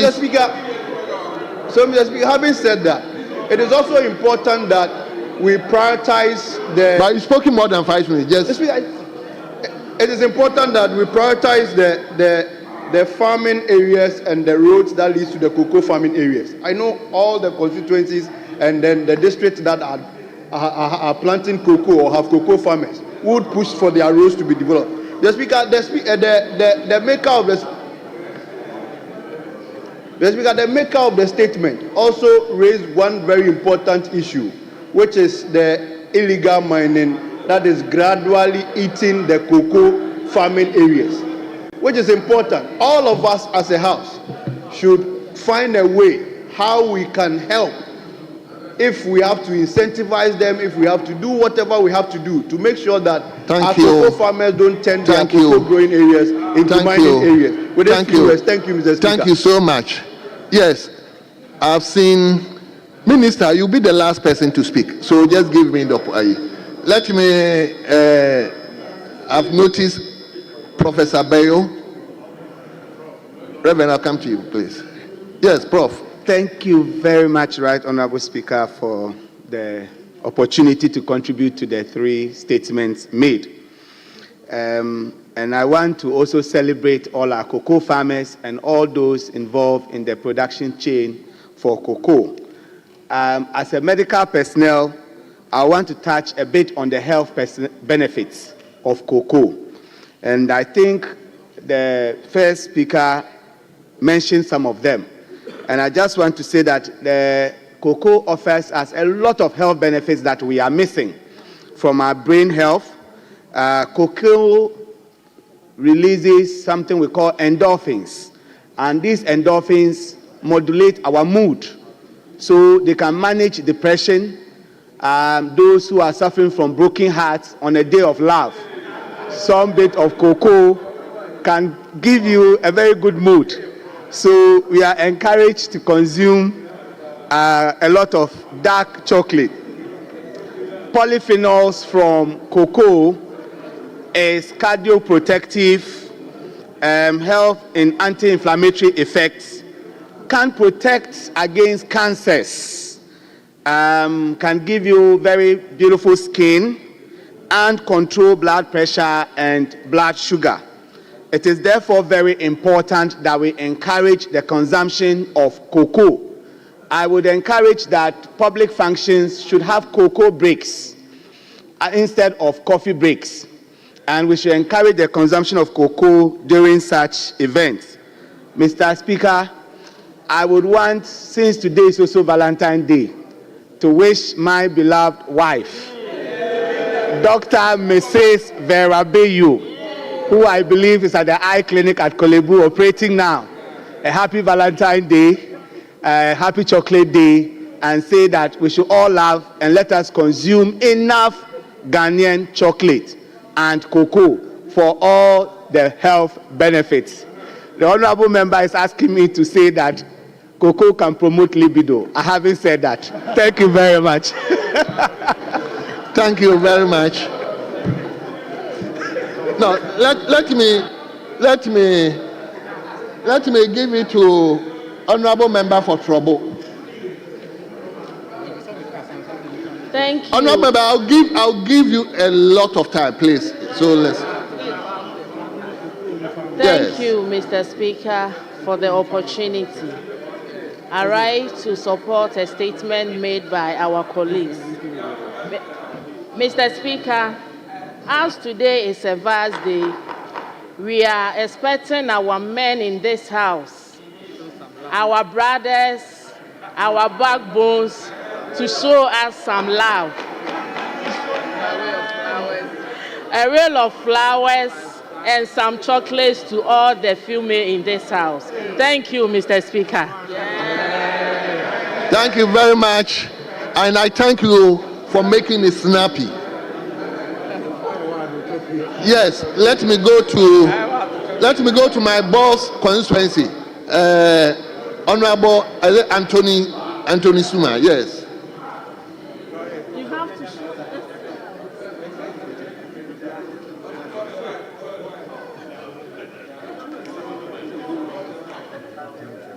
Gloria, put on. Okay. Yes. Thank you, Mr. Speaker, for the opportunity to contribute to the statements made by my colleagues. Let me commend them for the statements they've made. Today is a day severally characterized. Chocolate Day, Day of Love. I was particularly enthused when two of them mentioned that we should show love to the less privileged.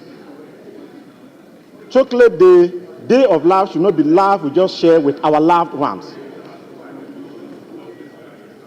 The good book teaches us that if we do good to people who do good back to you, what benefit do you get?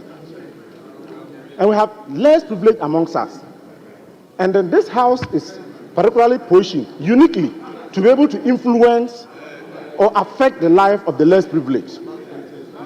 I was happy when I chanced on a video by the Chief Executive Officer of the Mental Health Authority.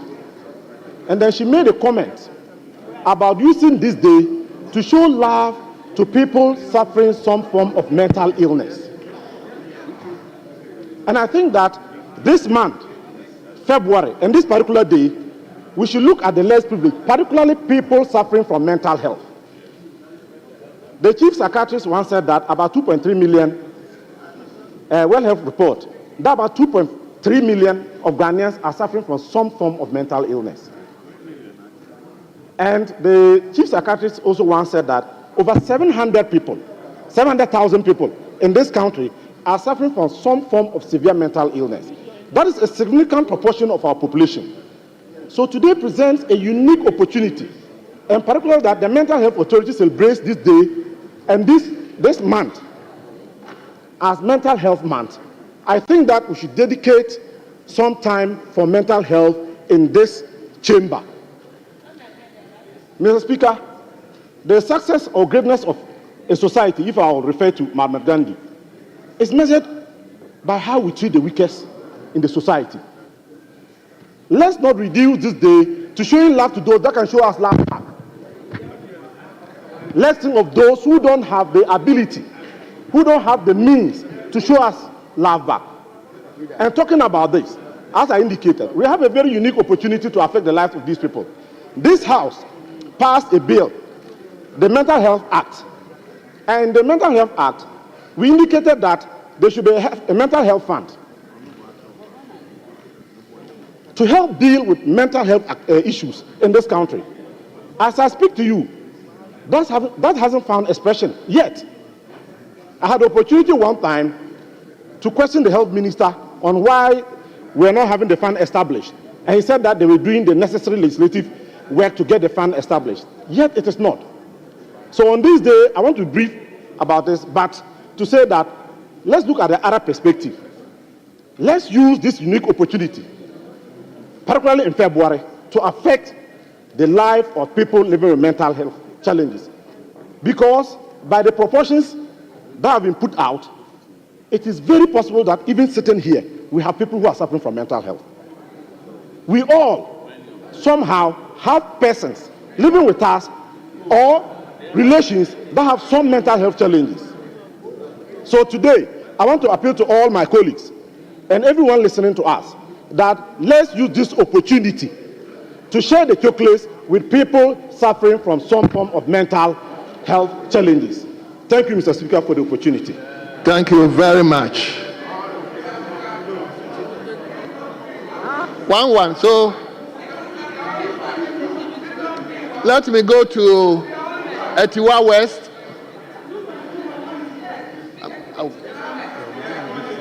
I'll give you the opportunity, please. It's 1-1. Say one. It's 1-1. That's what I'm doing. Honorable members, that ratio has not been established. That ratio of 2:1 has not been established here. So once I sit here, it's still 1-1 by way of contribution. Honorable members, if leadership takes that decision, I'll go by it. But for now, it is 1-1. Yes, Honorable Etiwa West, let's hear you. Thank you, Mr. Speaker, for the opportunity. Ghana is, as we all know, Ghana is the second largest producer of cocoa in the world. Cocoa is a major contributor to the economy. However, it does have some challenges: climate change, unpredictable weather, and also pests and diseases.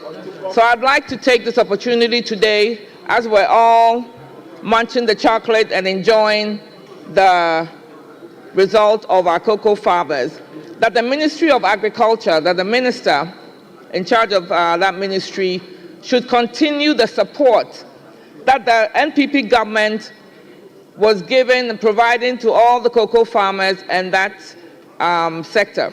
So I pray that that support would continue to all cocoa farmers, because in my constituency in Etiwa West, in the towns of Morso, Kwabeng, Abomosu, Nkrakai, Akropong, Achime Kropong, Tumfa, Pameng, and all the other towns in the Tiwa West, we have thousands of cocoa farmers who toil every day and produce excellent beans. Everywhere in the world, it's well known that the Ghanaian cocoa bean is is excellent in terms of the way that is naturally dried and the process it goes through. So I'd like to take this opportunity today to thank all the farmers in the Tiwa West for their contribution to the economy and for making it available to produce such excellent products in the chocolate that we're enjoying today. So thank you to all the farmers, especially at Tiwa West, and to all the farmers in Ghana. Thank you very much. Thank you, Mr. Speaker. Honourable members, let me give me 2 minutes to acknowledge our children at the public gallery. I understand the majority deputy whip is going to extend the chocolate to them. Yes, so they are Oasis International School. They are being led by Abigail Asamanin, and he is the head teacher or head of the department. And the school is located at Lejekuku constituency. Lejekuku constituency. I guess the MPs here, Honorable Yuku. Anyway, so our children, you are welcome. I hope you are monitoring whatever is going on. Yes, that should urge you to study hard, so that tomorrow, if you are not there, you come and take over from us. Thank you, and you are welcome.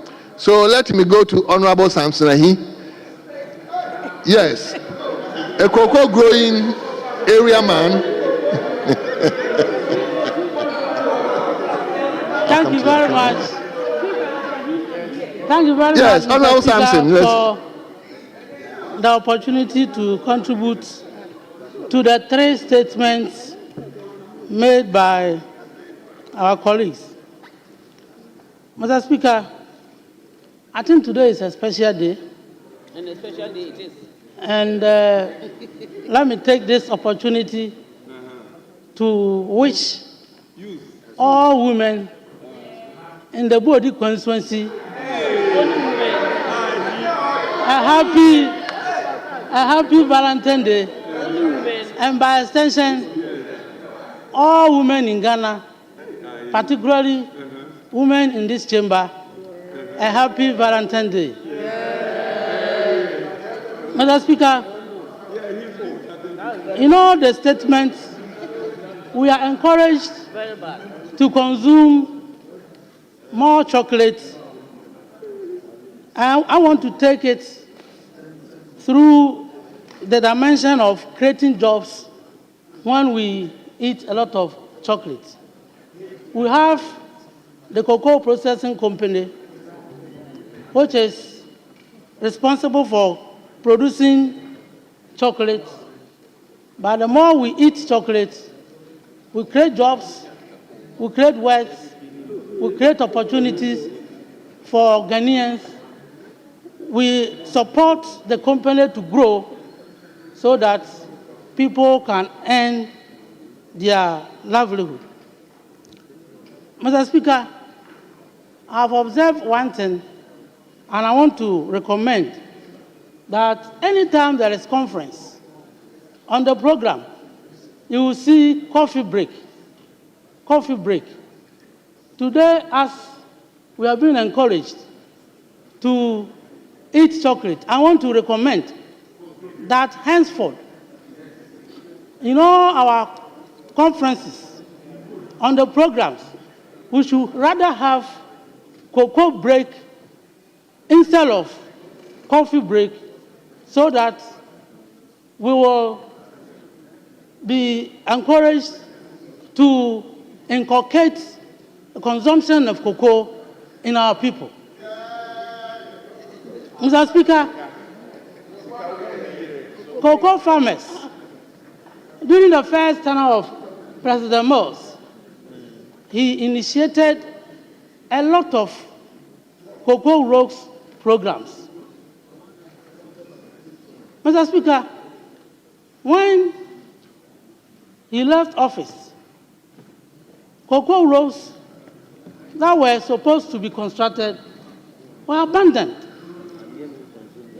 If you go to my constituency, for instance, cocoa rows from Bodi to Ahibenso was abandoned. Cocoa rows from Amoya to Kalo was abandoned. Honorable Deputy Minister Designate, please don't take us to. But we have been assured in our manifesto that President Mahama government is going to continue construction of cocoa rows in cocoa growing areas to support cocoa farmers so that it will improve their economy, to support them to do more so that Ghana can get more cocoa for export. Mr. Speaker, I think that cocoa has supported the economy of Ghana for a long time. And it is about the time that we took into account those who grow cocoa and then support them. Mr. Speaker, there are a lot of agricultural practices that Cocoa Board offers for cocoa farmers by supplying them with farm inputs, chemicals, and so on and so forth. I want to believe that as we celebrate Chocolate Day today, or Cocoa Day today, President Mahama, who introduced most of these farm practices, will continue so that cocoa farmers, please, I'll talk for only 3 minutes. 3 minutes. 10 minutes? Three. So allow me, please, Mr. Speaker. You've already taken 6 minutes. You No, 3 minutes. Okay, you conclude. 2 minutes left. Let me conclude, Mr. Speaker. So, I want to, before I sit down, to say that all of us must embrace this important day so that it becomes part and parcel of us, and not to only buy or eat chocolate when it is Valentine's Day or when it is Cocoa Day, but we should make it as a way of, part of us, so that day in and day out, we try to buy chocolate so that it can improve our health, as it has been stated by some of the medical doctors, and then as highlighted by the Minister for Trade, Agribusiness and Industry on the health benefits of eating cocoa. So, Mr. Speaker, with these few words, I want to thank you and wish all of us a happy Valentine's Day. Thank you for the opportunity. Thank you very much.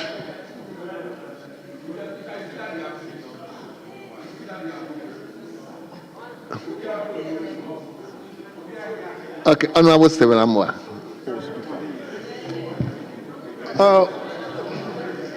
I'll give all of you the opportunity, please.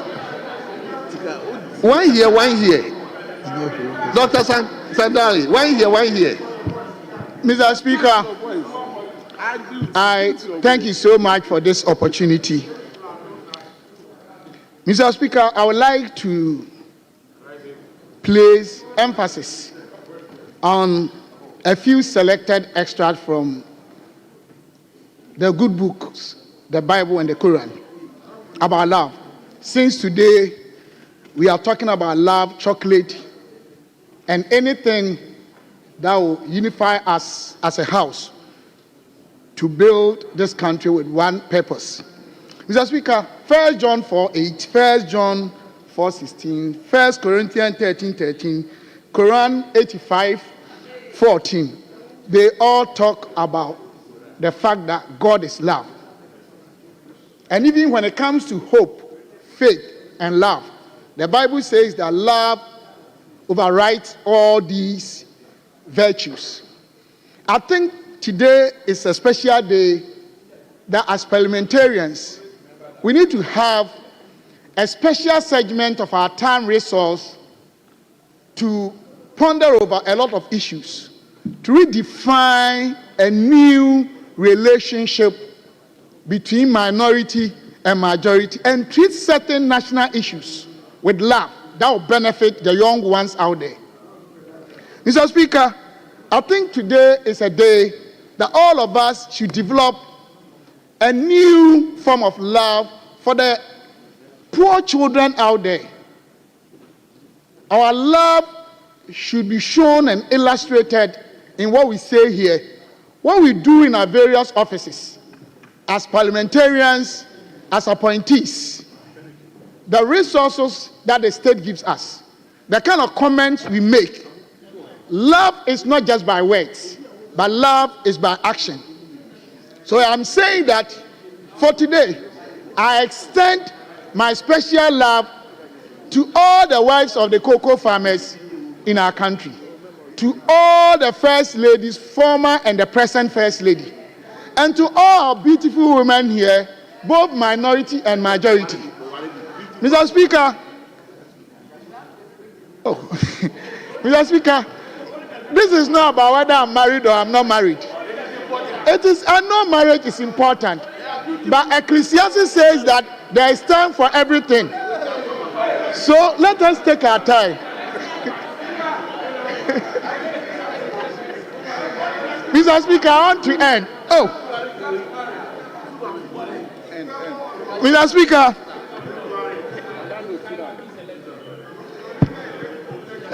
please, why are you making Honorable Stephen Amwa unstable? Mr. Speaker, I think this destructive interference of waves will impair the flow of the conversation when it comes to love, and I admonish each of them to take their time, and I can assure them at the appropriate time I will laugh.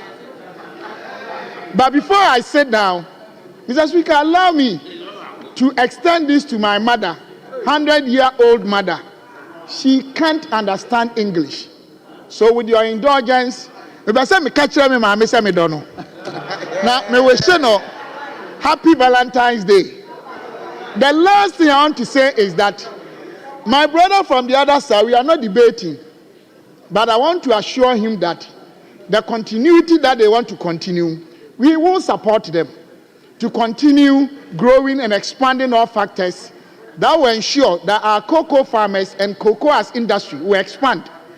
But I want him to understand that the last 8 years, we did about 70,000 acres, I think acres or hectares, 40,000, we already finished.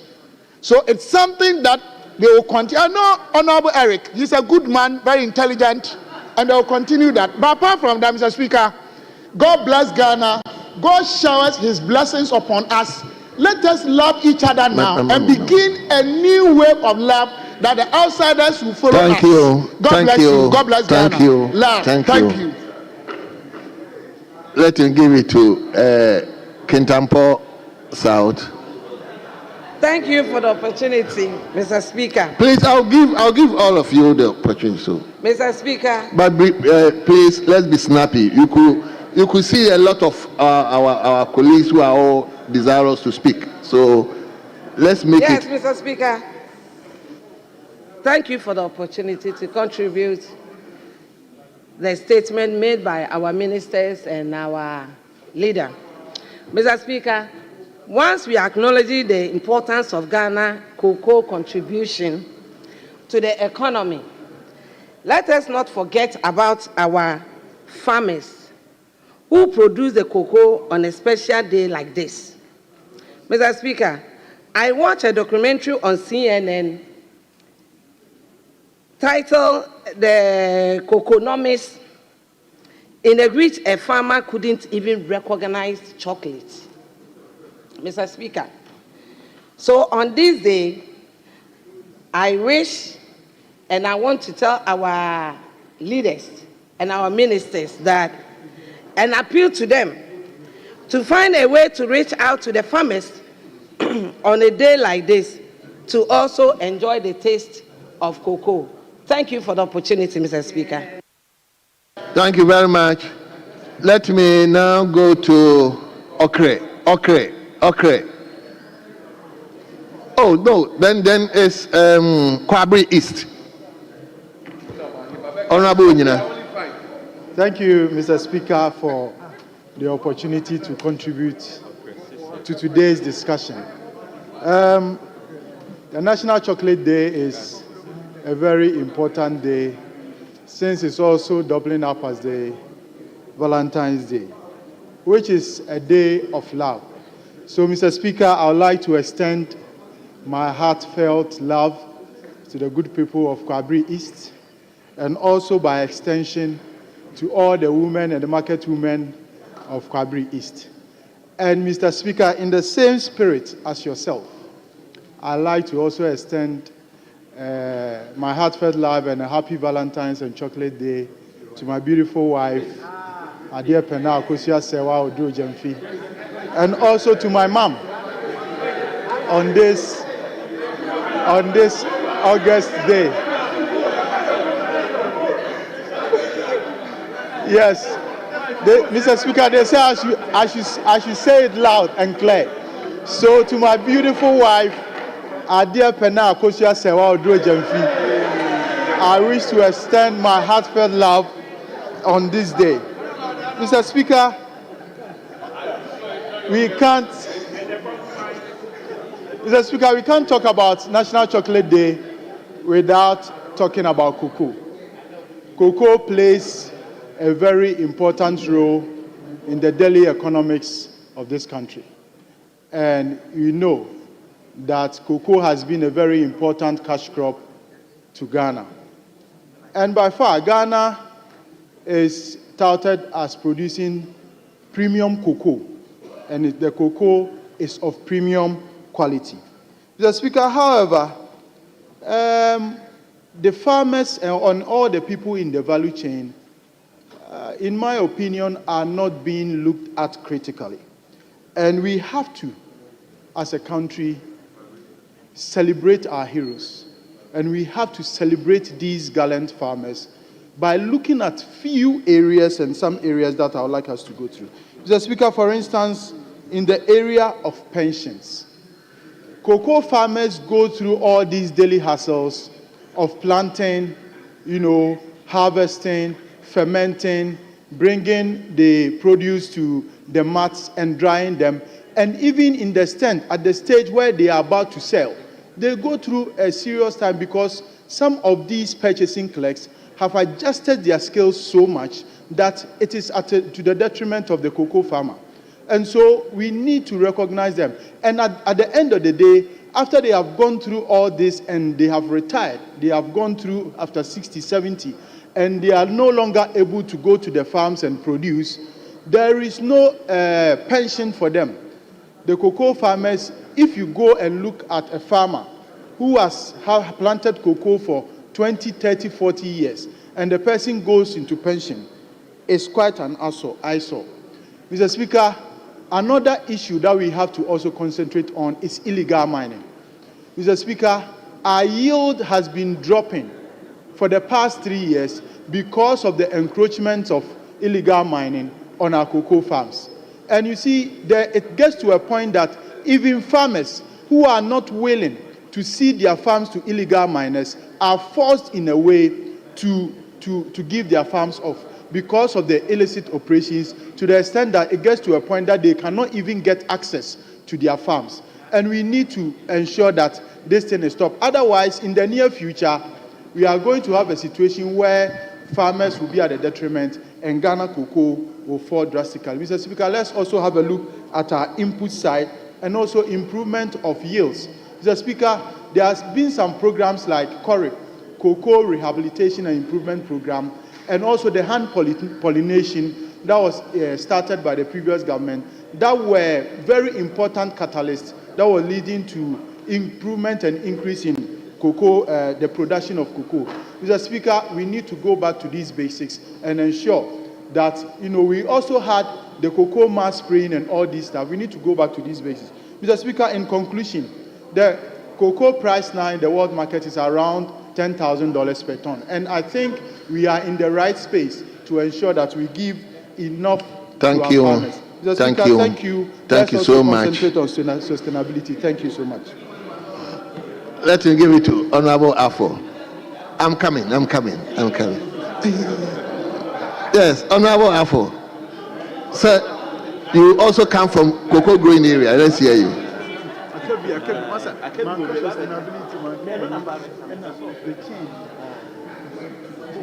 Honorable Onyina, please put off your mic.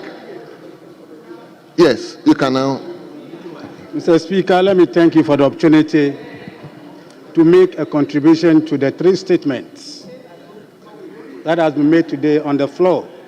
Mr. Speaker, first of all, let me wish all Ghanaians a happy Chocolate Day and a vast day as well. Most of you should go to the Amenfi West, Sanobe Cocoa District, Azingwa Cocoa District.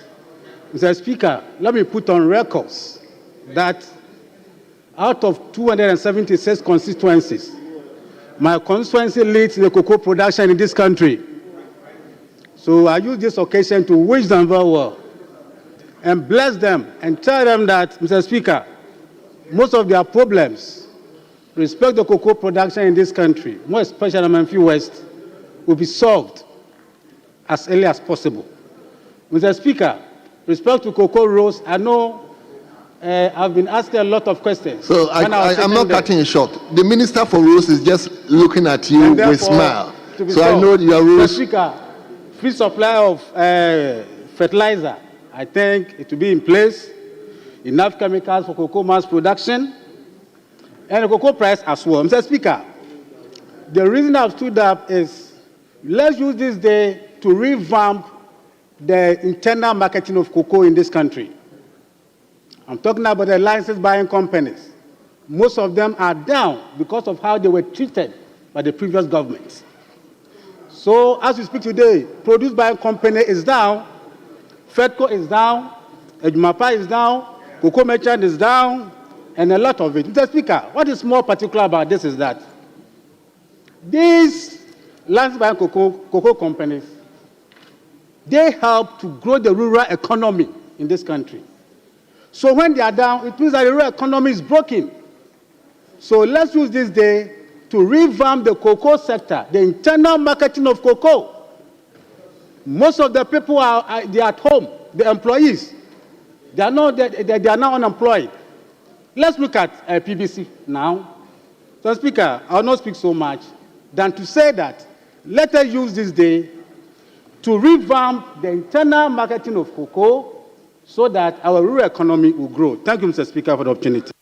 Thank you very much. I think when I get to Honorable Minister for Agri, he will address those pertinent areas that Honorable Afo talked about. Yes, let me go to Manson Kwanta. Thank you, Mr. Speaker. Thank you very much for the opportunity. Mr. Speaker, I'll use this opportunity to extend my greetings to the good people of Manson Kwanta, many of whom are cocoa farmers, and I'm sure they are watching me. They've been watching our programs these days. Mr. Speaker, I also take this opportunity confidently to extend my love to my beautiful wife, Belinda Fokuo, who is a staff of Bank of Africa. I know some are not happy. So, Belinda Fokuo, my regards to you. I love you so much.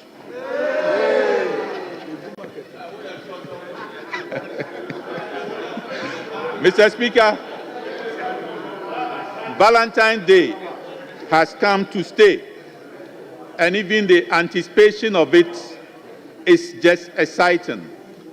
When 14th of February is coming, the news, the media space, everywhere, it gets exciting. So just anticipating it gets interesting. Mr. Speaker, allow me to use this opportunity to also commend our legend, Honorable Jake Obechebi-Lamte, for rebranding the Valentine's Day as Chocolate Day. I think that was a great innovation he did, and I commend him for that. Mr. Speaker, I would want to ask that we, the people of Ghana, we use this day to do other things besides the love of sharing chocolates and exchanging pleasantries. Could we look at using this day of love, to call for the feuding factions in areas where we have hostilities in this country, to consider this day of love to lay down their arms?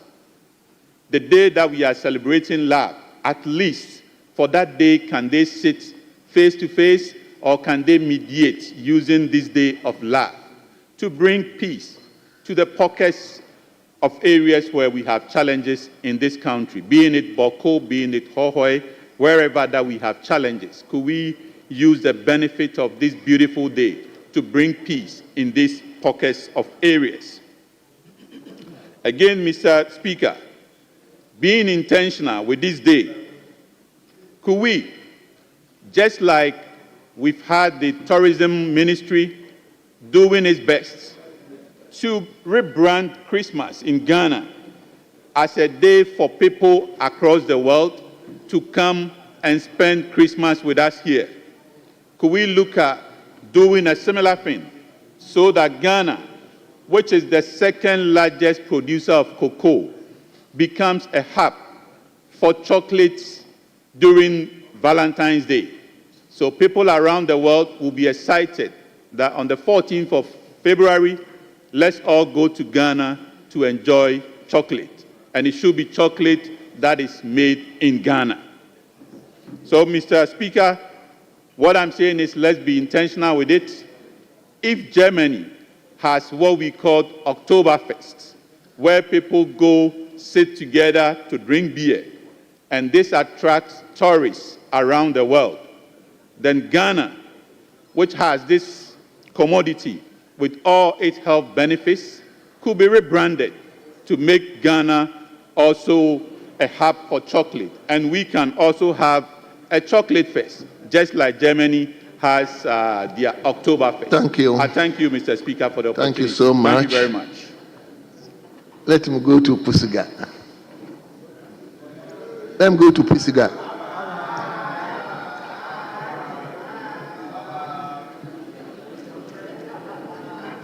Congratulations and bye-bye to all those who take chocolate. Mr. Speaker, thank you for the opportunity. Mr. Speaker, you have seen that I've continuously agitated and tried to come up and say something about chocolate. I have overheard some colleagues just jokingly say that you don't produce cocoa in the northern sector or something. But suffice me to say, we are talking, just ignore them, yes, address the chair. I'm only making it some fun for us to all enjoy it, because today is a day that we should all be happy and cherish one another.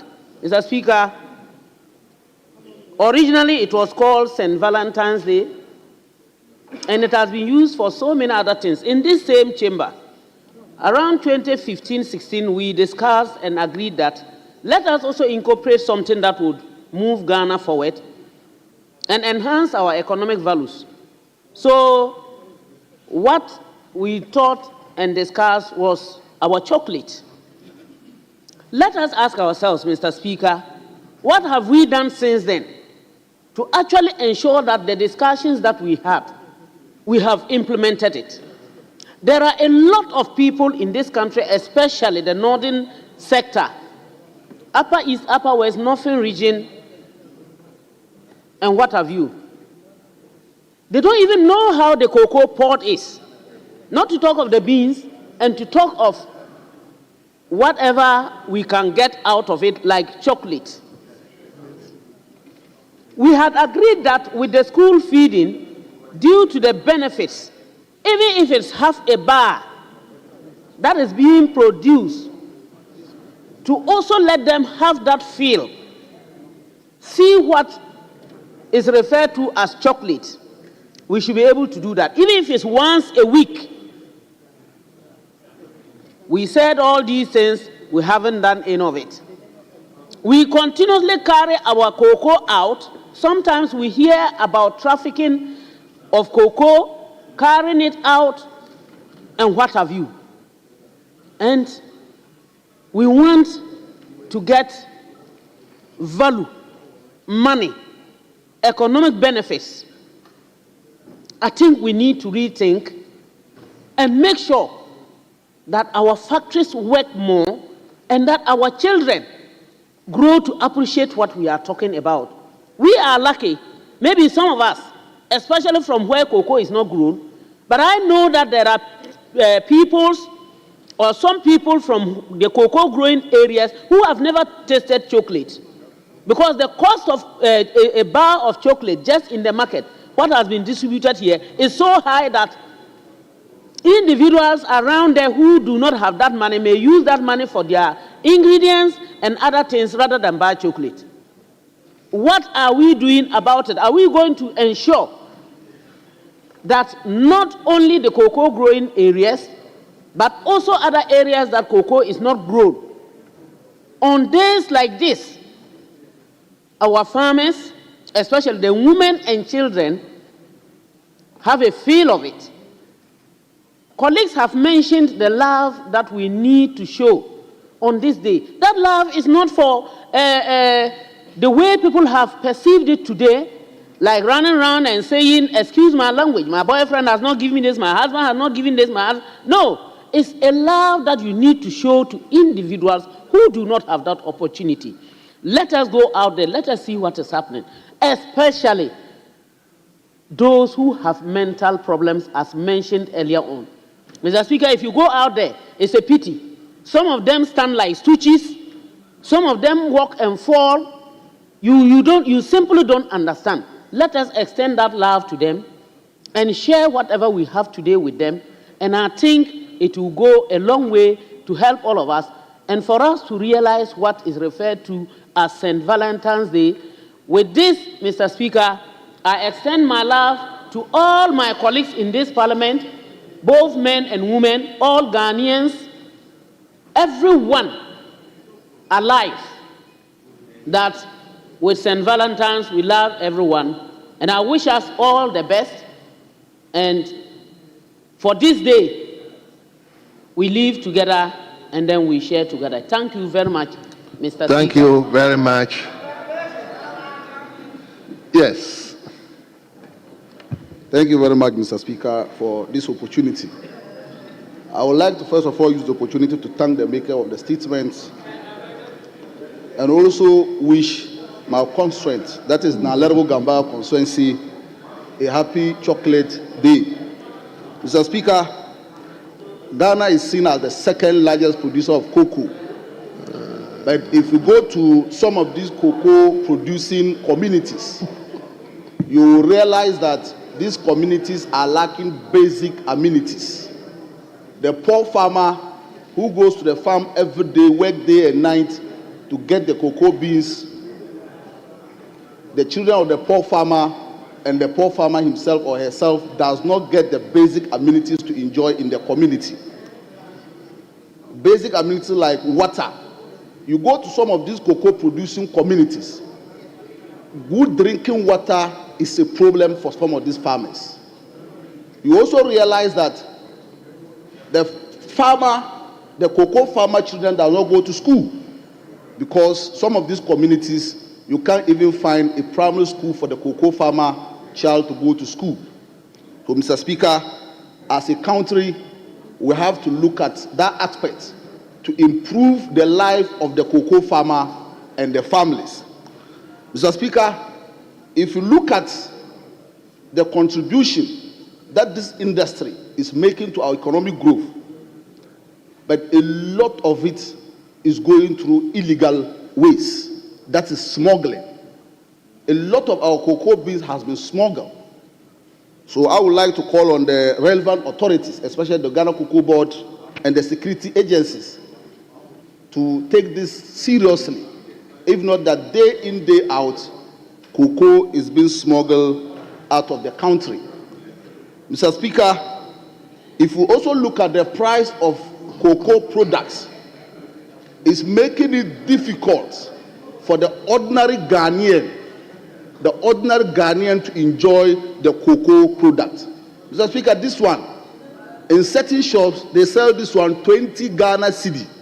Some sell it 18 Ghana cedi. Mr. Speaker, the poor man on the streets, how can he afford 20 Ghana cedi on this particular day to enjoy this particular chocolate? So as a country, we have to look at this aspect and add value to our cocoa products before exporting. Because some of this chocolate, the cocoa beans will be exported outside, they will produce the chocolate and import it back to us. At the end of the day, the price will be so high for the ordinary Ghanaian to purchase. Mr. Speaker, I would like to call on the Agric Minister to also look at the other sectors of the economy. That is the share nuts.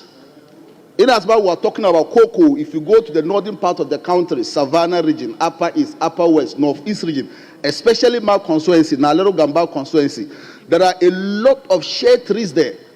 But it's like attention has not been paid to this particular share tree. I want to call on the Agric Minister and the relevant authorities. Let's give attention to this particular sector. It's a sector that a lot of women are involved. And you know, most of the women are very vulnerable. But when we give attention to this sector, these women will get a better living condition engaging in the share industry. Thank you very much, Mr. Thank Speaker. you so much. Yes, my brother, let me hear you. Honorable members, after this, I will take.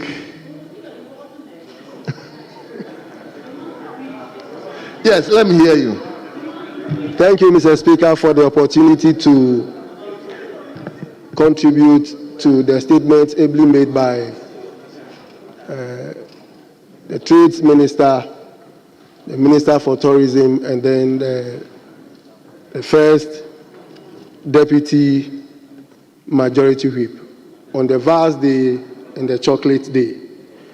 Mr. Speaker, we have to relook at the celebration of the day like this because the youth of Ghana are giving a different meaning to the originality of the day which we are forcefully celebrating now in this nature. Unfortunately, the youth of today see Valentine's Day as a day of slaughtering something without a name. And then by the end of the day like this, the day ends up slaughtering them and they go nowhere. Mr. Speaker, you will not be surprised that by tomorrow and a year by this time, a lot of things will happen this night. That will be issues to reckon with in the years ahead of us, which they will be thinking, had I known. So, on this very important day, let me use the opportunity to admonish our youth that the great St. Valentine met this day for good, at least for platonic relationships, not for erotic ones. Again, as we celebrate this beautiful day, may we be reminded that day in and day out, the day comes, we celebrate it, it goes down, and nobody talks about it. Would it be possible as a house, a very august house like that which we have, to relook at just the celebration of it and to put in measures that may allow us to have special events to celebrate or commemorate when a day like this comes a year by this time, so that, Mr. Speaker, if it is possible, maybe members of parliament may be allowed, if it happens to be a working day like this for us, to go to our various districts and have it celebrated with our people, just like I want to post-date my own in 2 communities on Monday, Talibania and Tehi, so that we may use the day to educate the youth that it is not about a bedroom matter, but an issue of conscience, to remember that we must express love towards one another without strings attached. I am sure when we put in that education, the youth will revise their notes. As I was driving to work this morning, looking at the streets, everywhere is choked. If you look on my phone, the messages on my phone, massive. And everybody is talking about, today is Valentine. Where are we going? What are... Hold on. Thank you.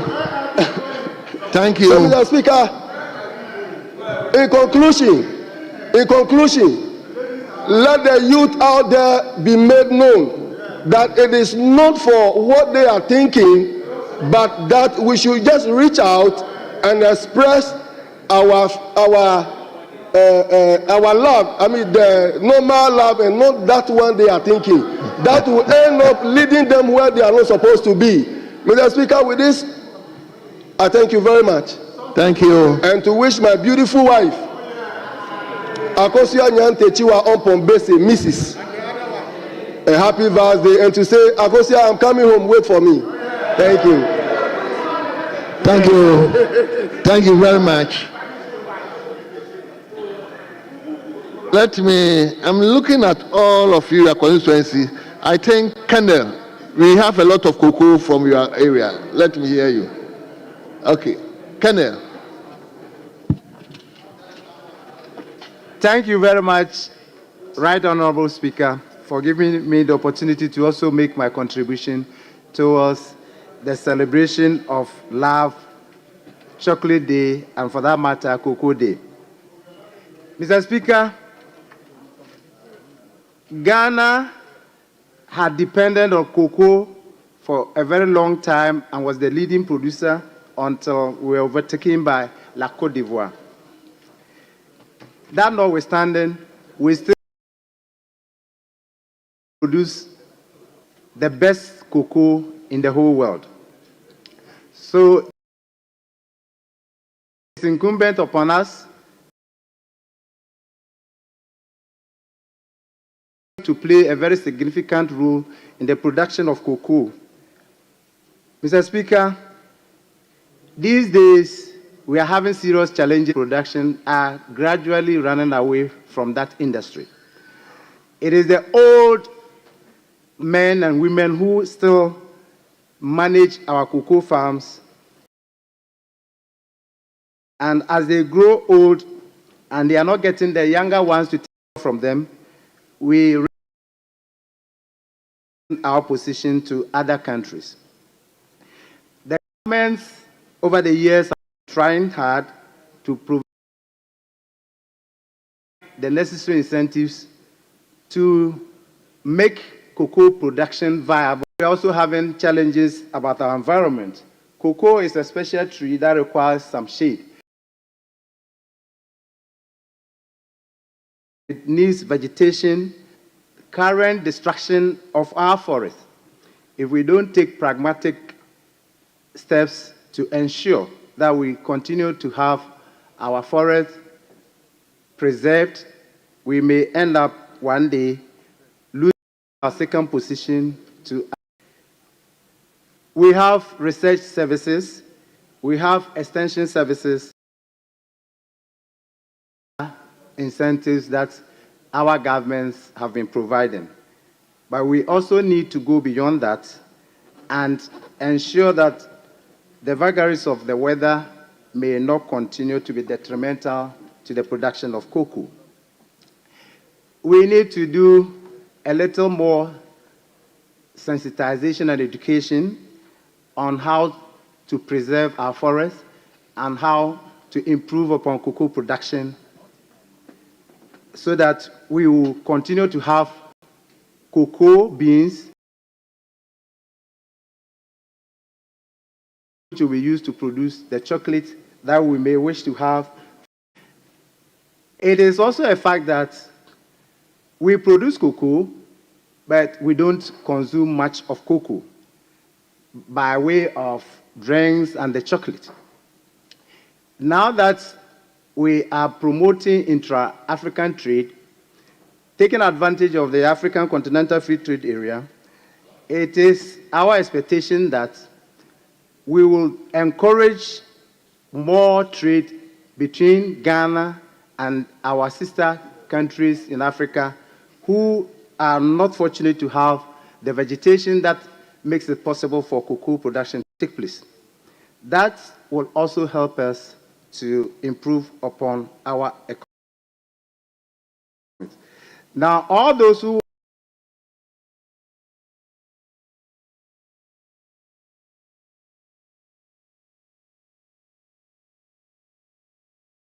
involved in cocoa production and related industries, we say are equal to them.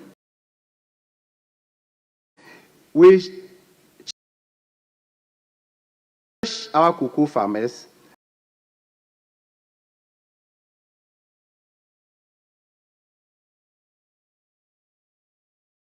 encourage them to remain in cocoa production in spite of the challenges. My constituency, German South, and other constituencies in Bono region have taken to the production of cashew.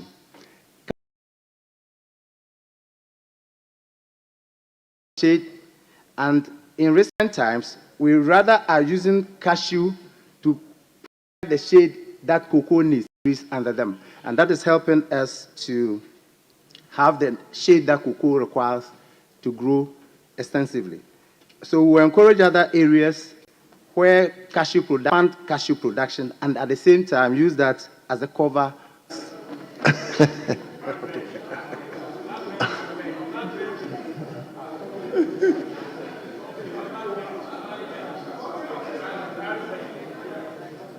Honourable members, let me give the lady, Reverend Intoso. I think that will be the last one. Thank you. Then I will come to leadership. Then I'll give the last opportunity to the minister to at least give us. Thank you. Thank you, Mr. Speaker, for the opportunity. As we're talking about love, I want to go a bit spiritual a bit spiritual, biblical love. The Bible says in 1 John 4, verse 20, that if anyone says, I love God and hates his brother, he is a liar. For he who does not love his brother whom he has seen cannot love God whom he has not seen. So, Mr. Speaker, on this day, as we're celebrating St. Valentine, a martyr, I just want to remember and speak to colleagues that this day is the spiritual meaning of Valentine. It's about recognizing the power of love as a transformative force in our lives, celebrating the positive connections we have with others and acknowledging those connections. We've got to extend the love that we have, not for only our family members, not only for our friends, but we should also consider the needy, the downtrodden, that in celebrating this day, we should not forget about them. The former president promised school children giving them a chocolate, but unfortunately it didn't happen. I pray that with the coming of our minister, Honorable Eric, cocoa farmers will be given the desired help so that they'll be able to produce more, so that children in this country, parents who cannot even afford to buy chocolate for their children, will have the opportunity to also have a taste of the chocolate that we are producing in this country. Mr. Speaker, I also want to say that the men who stood up, recognizing their wives and sending them messages, my prayer is that all the men who are married, if you leave here today, go straight home. Go straight home and show your love. Show your love to your wives. Don't just say it in the chamber here. Go straight home and celebrate your wives so that they know that you actually appreciate them. The women as well. Go straight home, appreciate your husbands, show them love, show your children love. Don't forget your parents, don't forget your mothers and your fathers. On this day, celebrate them. Mr. Speaker, let me also use this opportunity to express my deepest appreciation to my husband for his I'll go home. His unflinching love. Reverend Dr. Kingsford Asamoah, I appreciate your love, and I pray that what has happened tonight. Mr. Speaker, I thank you for this opportunity. May the good Lord bless you. Thank you very much. Now let him come to leadership. I hope you are yielding yours too.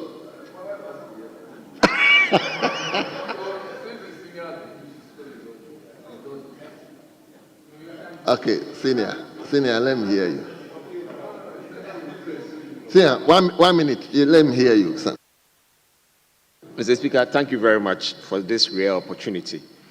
First, we have to congratulate all the three makers of this statement, and they were all women. Clearly it shows that love matters to women a lot. But on this day, as we celebrate it as a chocolate day, I believe that Ghana's love should go to our cocoa farmers all across the country, and also to encourage the young ones to enter into the cocoa business. Mr. Speaker, I believe that some of the issues that have come up over here about our cocoa farmers is the value we give them for the work they do in the cocoa industry. Mr. Speaker, if we take the industry in Ghana, it's just around $3 billion.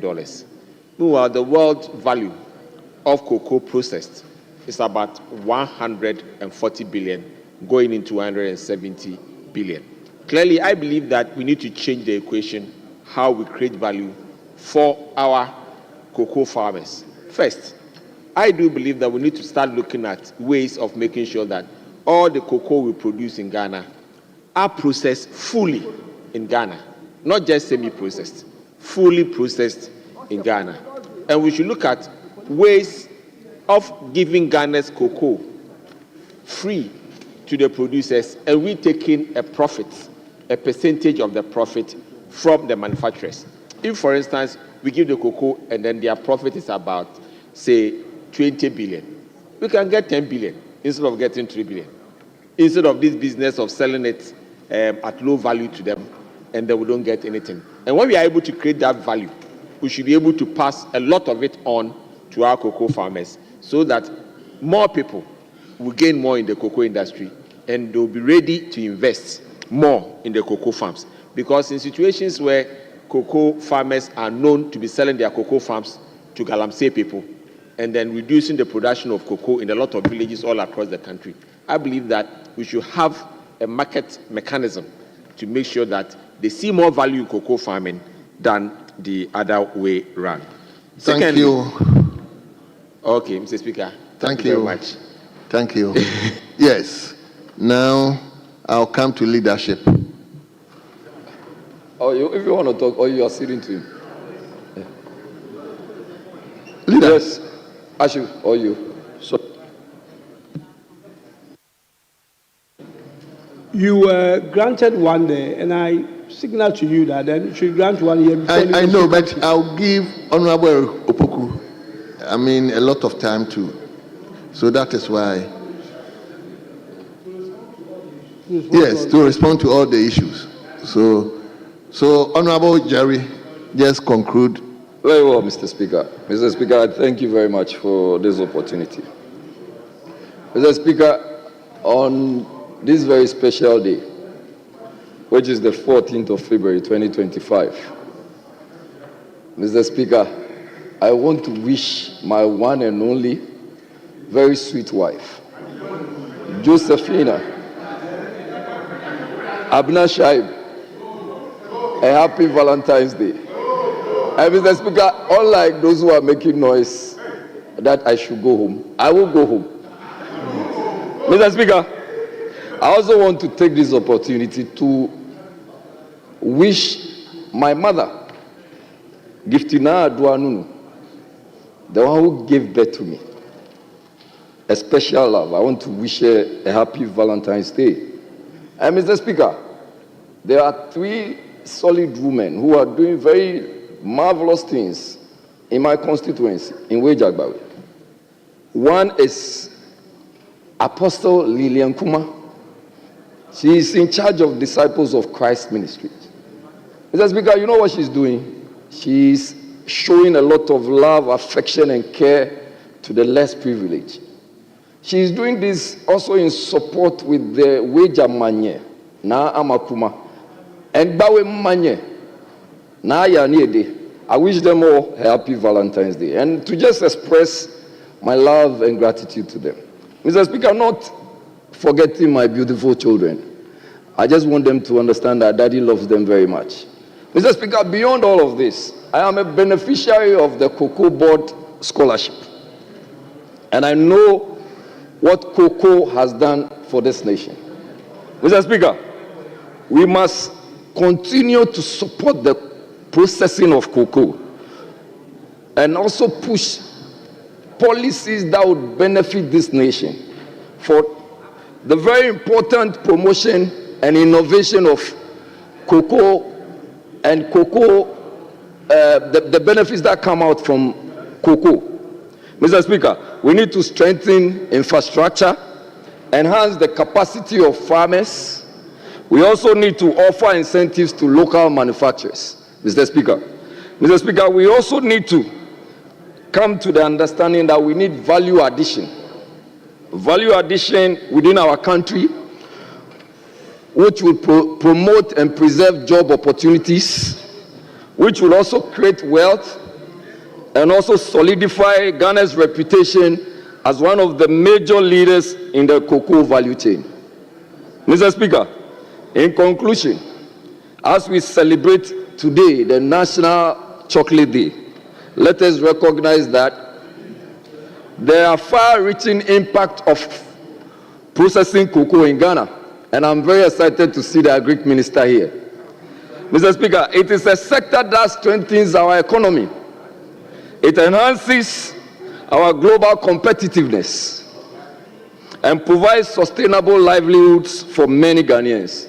Mr. Speaker, I urge all stakeholders, including the government, industrial players, or the industry players, farmers, to continue working together to ensure that Ghana maximizes the full potential of its cocoa industry for generations to come. Mr. Speaker, thank you. I thank you very much for allowing me to make this statement. Thank you very much. Thank you so much. Let me now come to the majority leadership. Mr. Speaker, since it's a National Cocoa Day, I would like to yield the leadership contribution to the Minister. The Minister will get his own opportunity. Oh, Minister will get his own opportunity. Yeah, so that is why I said just conclude, then I will give the final slot to the Minister. Honorable Mintayako will take the slot because he wanted to make a contribution.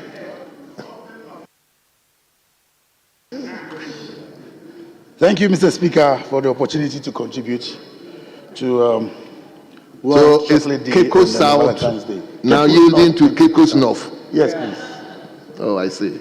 Right. Mr. Speaker, I want to appreciate all cocoa farmers in Ghana and beyond. The reason is that they've been very pivotal when it comes to cocoa production across the world. If indeed the consumption of cocoa is on the increase, then there's the need for the government of Ghana to also look at how we can push in some investment towards more cocoa production. Today we are talking about Valentine's Day. And then I'm also looking at the cost of the celebration of Valentine's Day.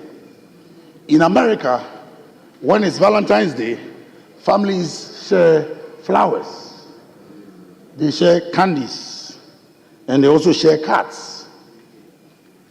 When you come to Ghana, and it's Valentine's Day, it is not the act of giving, it's the act of mandatory requirement that you need to make sure you honor. Mr. Speaker, I think that Valentine is the act of giving. And if indeed is the act of giving, the giver is supposed to provide what they can willingly give to that individual. So if I can afford a chocolate, and today we are talking about chocolate, Ghanaians who are supposed to be recipients should also get chocolate. Instead, they will give you a list of items you need to buy for Valentine's Day. And this is raising a lot of concerns. If some of them are not able to fulfill, yes, they give you a prospectus. If you are not able to fulfill, Mr. Speaker, that becomes problematic. There are so many relationships that are breaking up because of requests for Valentine's Day celebration. Mr. Speaker, I want us to appreciate the fact that Valentine is only about the art of giving. It is not the art of taking. And as much as possible, we should also look at how Parliament will be able to direct where at such occasions we'll visit orphanages, we'll visit hospitals, we'll visit areas where our art of giving will have very big impact. Mr. Speaker, let me add my voice to the other contributors who are asserting that indeed we need to be looking at psychiatric hospitals, we need to be looking at orphanages, we need to be looking at maternity homes, and any area where our art of giving would have that particular assertion. And I think when we do that, we will be able to give more than to take more. Thank you very much, Mr. Speaker. Well. At least I've taken from you Valentine is the act of giving, not an act of demanding. Very well. So let's hear from the Minister.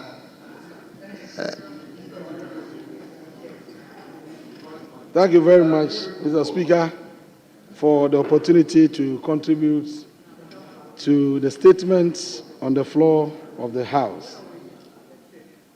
Mr. Speaker, today is a Valentine's Day, a day for the expression of love. And we in Ghana chose to celebrate the National Chocolate Day today to coincide with the Valentine's Day so that we can use chocolates to express love because of the benefits, the enormous benefits that we derive from the consumption of chocolate. I wanted to do that to promote consumption of chocolate in this country. Mr. Speaker, the benefits are enormous. We are told that it lowers blood pressure, prevents liver damage, boosts good cholesterol, keeps your heart healthy, boosts brain power, and makes you feel good. And so, as a way of expressing love, we share chocolate among ourselves.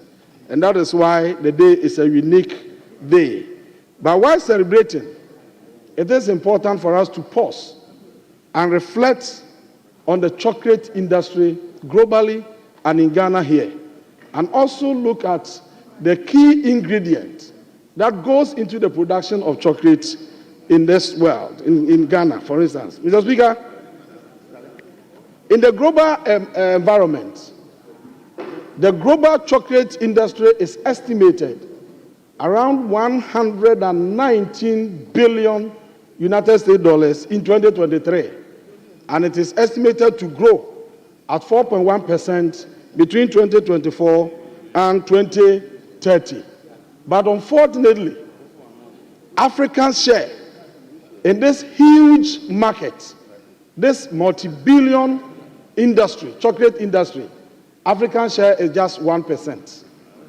Mr. Speaker, when it comes to the production of raw cocoa beans, Africa contributes 70% of cocoa production in the world, 70%. But when it comes to the chocolate industry, our share is just 1%. Now, when you come home to Ghana, here in Ghana, Ghana is the second largest producer of cocoa in the whole world, globally, the largest producer of cocoa.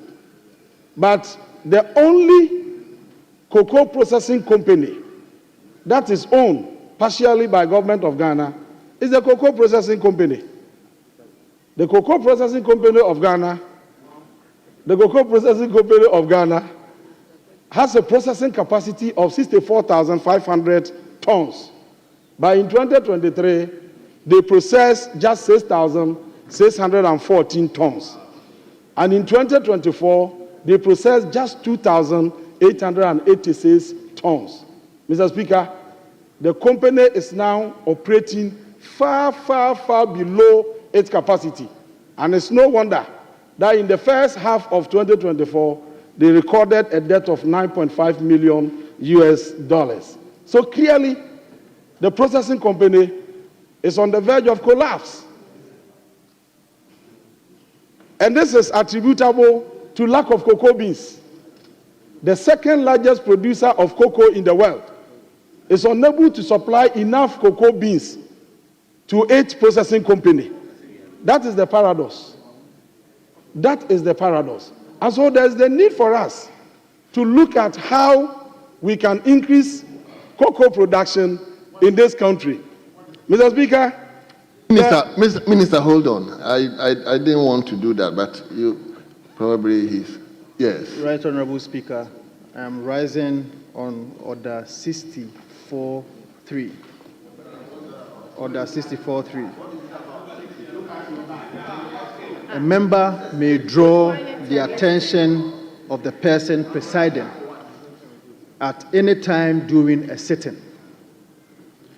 That members present in the House constitute less than 1/3 of the number of all the members of Parliament. Mr. Speaker, when you count the number of people in the House now, we are not up to the constitutional requirement of 1/3 of the members. Where are your numbers? Mr. Speaker, we are not up to 1/3 of the constitutional requirement. And for that matter, I am drawing your attention to the effect that we do not form quorum. Thank you, Mr. Speaker. Honorable member, whilst a member is invoking Standing Order 64, I am not even ignoring it, but we will go through the process. So, Honorable Minister, you can go on whilst I ask. You've invoked the so allow me to, I know what I'm doing. whilst I ask the table to ring the bell. So, Honorable Minister, thank you very much, Mr. Speaker, for the opportunity to continue. Mr. Speaker, I said that Cocoa Processing Company of Ghana is unable to produce up to capacity largely because of lack of cocoa beans.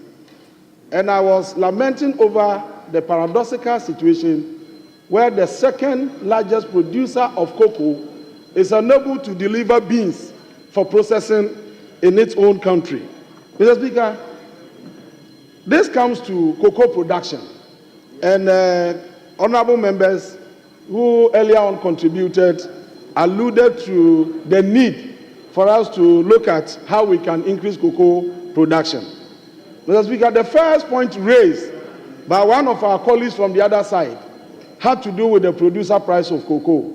His view was that we should give the cocoa farmers competitive prices to motivate them to produce more cocoa so that we can have enough to feed our processing factories. I agree perfectly with our colleague, and this is some of the issues we have raised over the years. Mr. Speaker, at any point in time, the cocoa farmer must be given not less than 60% of the world market price.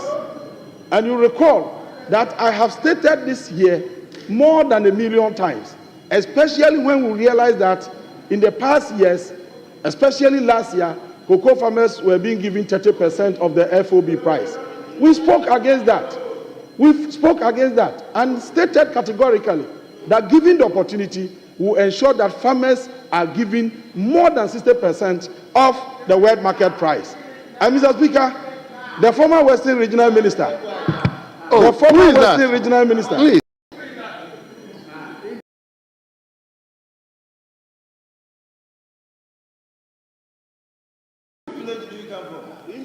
Oh, honorable member, please don't say that. Withdraw that, please. Mr. Speaker, the former Western Regional Minister have the opportunity now increase the producer price.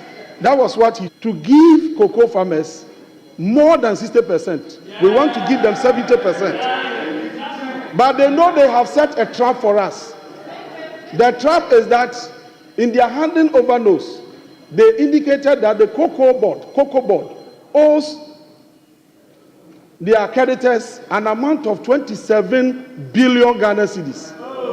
And that 5.37 billion cedis is due for payment this year.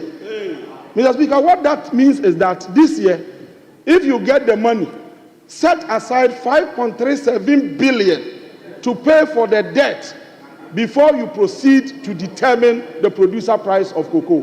That is what they have bequeathed to us. And so it is surprising.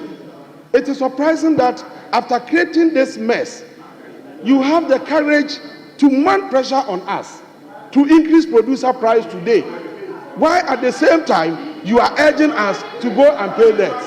Mr. Speaker, I am making a contribution to statements, but because he invited me to respond to that, I decided to seize this opportunity to let them know that if Ghanaian cocoa farmers are unable to get the 70% they deserve, it is because of their huge debt that they have given to us.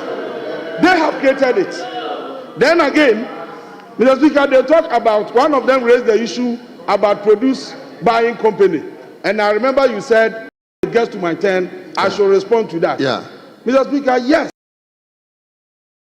We have to do a lot of things to bring it back to life. In 2016, when we handed over to them, it was prosperous and vibrant. In 2015, PBC made profit, and part of the profits was invested in the rehabilitation of golden beans in Kumasi. As of what you know, golden beans. To rehabilitate that. Mr. Speaker, within the last 8 years, PBC has been reduced to nothing, to the extent that in the past 2 years, they were unable to buy 1 bag of cocoa for this nation. PBC was the largest purchaser of cocoa in Ghana in 2016. They purchased 30.1%. Honorable, I thought you would just explain without actually I'm responding to moving into politics. It's like we are debating now. It's like we are debating now. Mr. Speaker, I was just responding to the issues raised by our colleagues, and then also profess solutions to solve the very challenges they are lamenting over. Let me hear Honorable Member for Damango. Thank you, Mr. Speaker. Mr. Speaker, what is before us this afternoon? A statement has been made about St. Valentine's Day and chocolate. Mr. Speaker, it is pursuant to this statement which has resulted in members contributing to the statement. Mr. Speaker,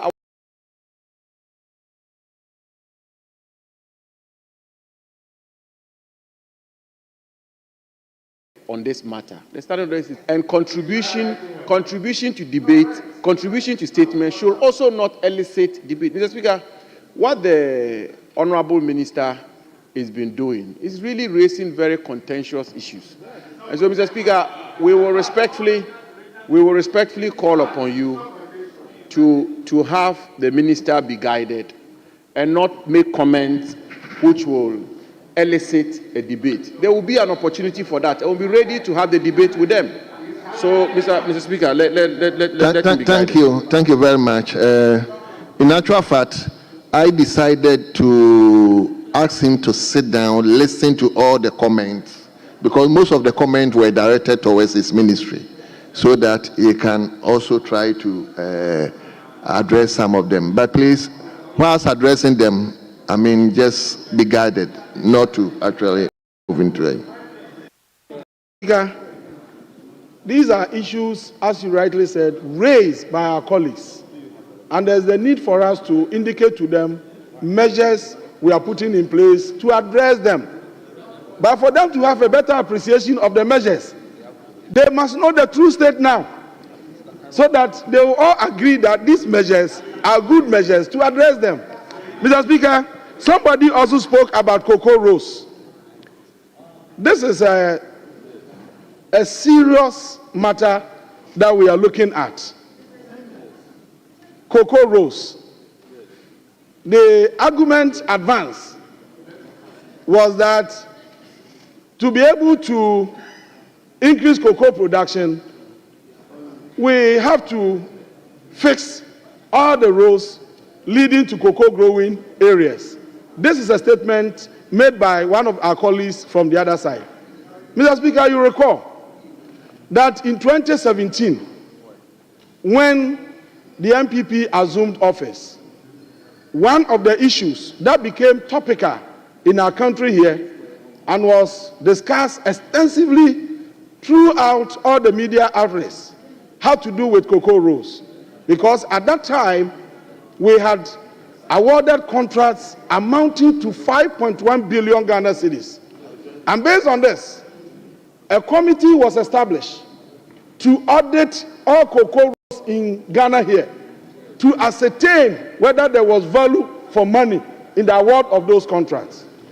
Mr. Speaker, it will surprise you to note that in the handing over notes, we are told that cocoa roasts awarded in the last 8 years amounted to 21 billion Ghana cedis. And Mr. Speaker, government is recommending that we do what they call rationalization. And when we asked them during the transition, their explanation was that by rationalization, they are saying that we should terminate, we should repackage, and then re-award. Mr. Speaker, the problem on our hand today is that we have over-awarded the contracts, and Cocoa Board does not have the capacity to pay. So now they are asking us in the handing over notes to do rationalization. And then rationalization has begun. So very soon, some of these contracts will be re-looked at and then terminated to ensure that we make progress in the field of cocoa roast. But the assurance we are giving to members is that we will sanitize the process and ensure that rows in cocoa growing areas alone are fixed with monies from cocoa. Thank you. Then the last point that I have to respond to has to do with cocoa production. Mr. Chairman, Mr. Speaker, you recall that one of our colleagues made mention of cocoa production, which has increased to 6,000 something. I was asking whether he's speaking from a different world or what. I was wondering whether he knows what he's talking about. Cocoa production increasing. Mr. Speaker, cocoa production peaked in 2021 at 1,047,000 tons. Unprecedented in the history of Ghana. 1,047,000 tons. But as you speak, it's around 500,000 tons. 500,000 tons. Was recorded in 2024. And so what we have to do now is to come out with policies that will ensure rejuvenation of the cocoa sector, to reset the entire cocoa sector, increase cocoa production so that we can maximize the benefits for our cocoa farmers. And so, Mr. Speaker, we thank you very much for the opportunity. This is a great day. It's a day that we have to show love to members. And our expectation is that members will also share the chocolate we have given them to their wives, their children, their constituents, and then all the other things that they can talk about. On this note, thank you very much. Thank you very much. Honorable members, my younger brother raised an issue, raised a quorum, but my time is not up. My time is not up. So we take the last statement. We take the last statement from Honorable James Jachikwesin on Black History Month. Black History Month. Honorable James Jachikwesin, you have the floor now. Thank you, Mr. Speaker, for giving me the opportunity to elaborate on the Black History Month. Mr. Speaker, I'm very honored to have the opportunity to commemorate Black History Month, a time to celebrate the achievements,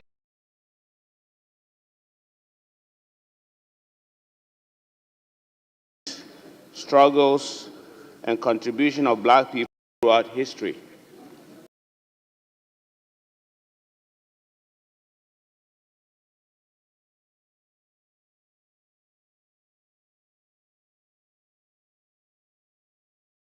Trusting me once again to represent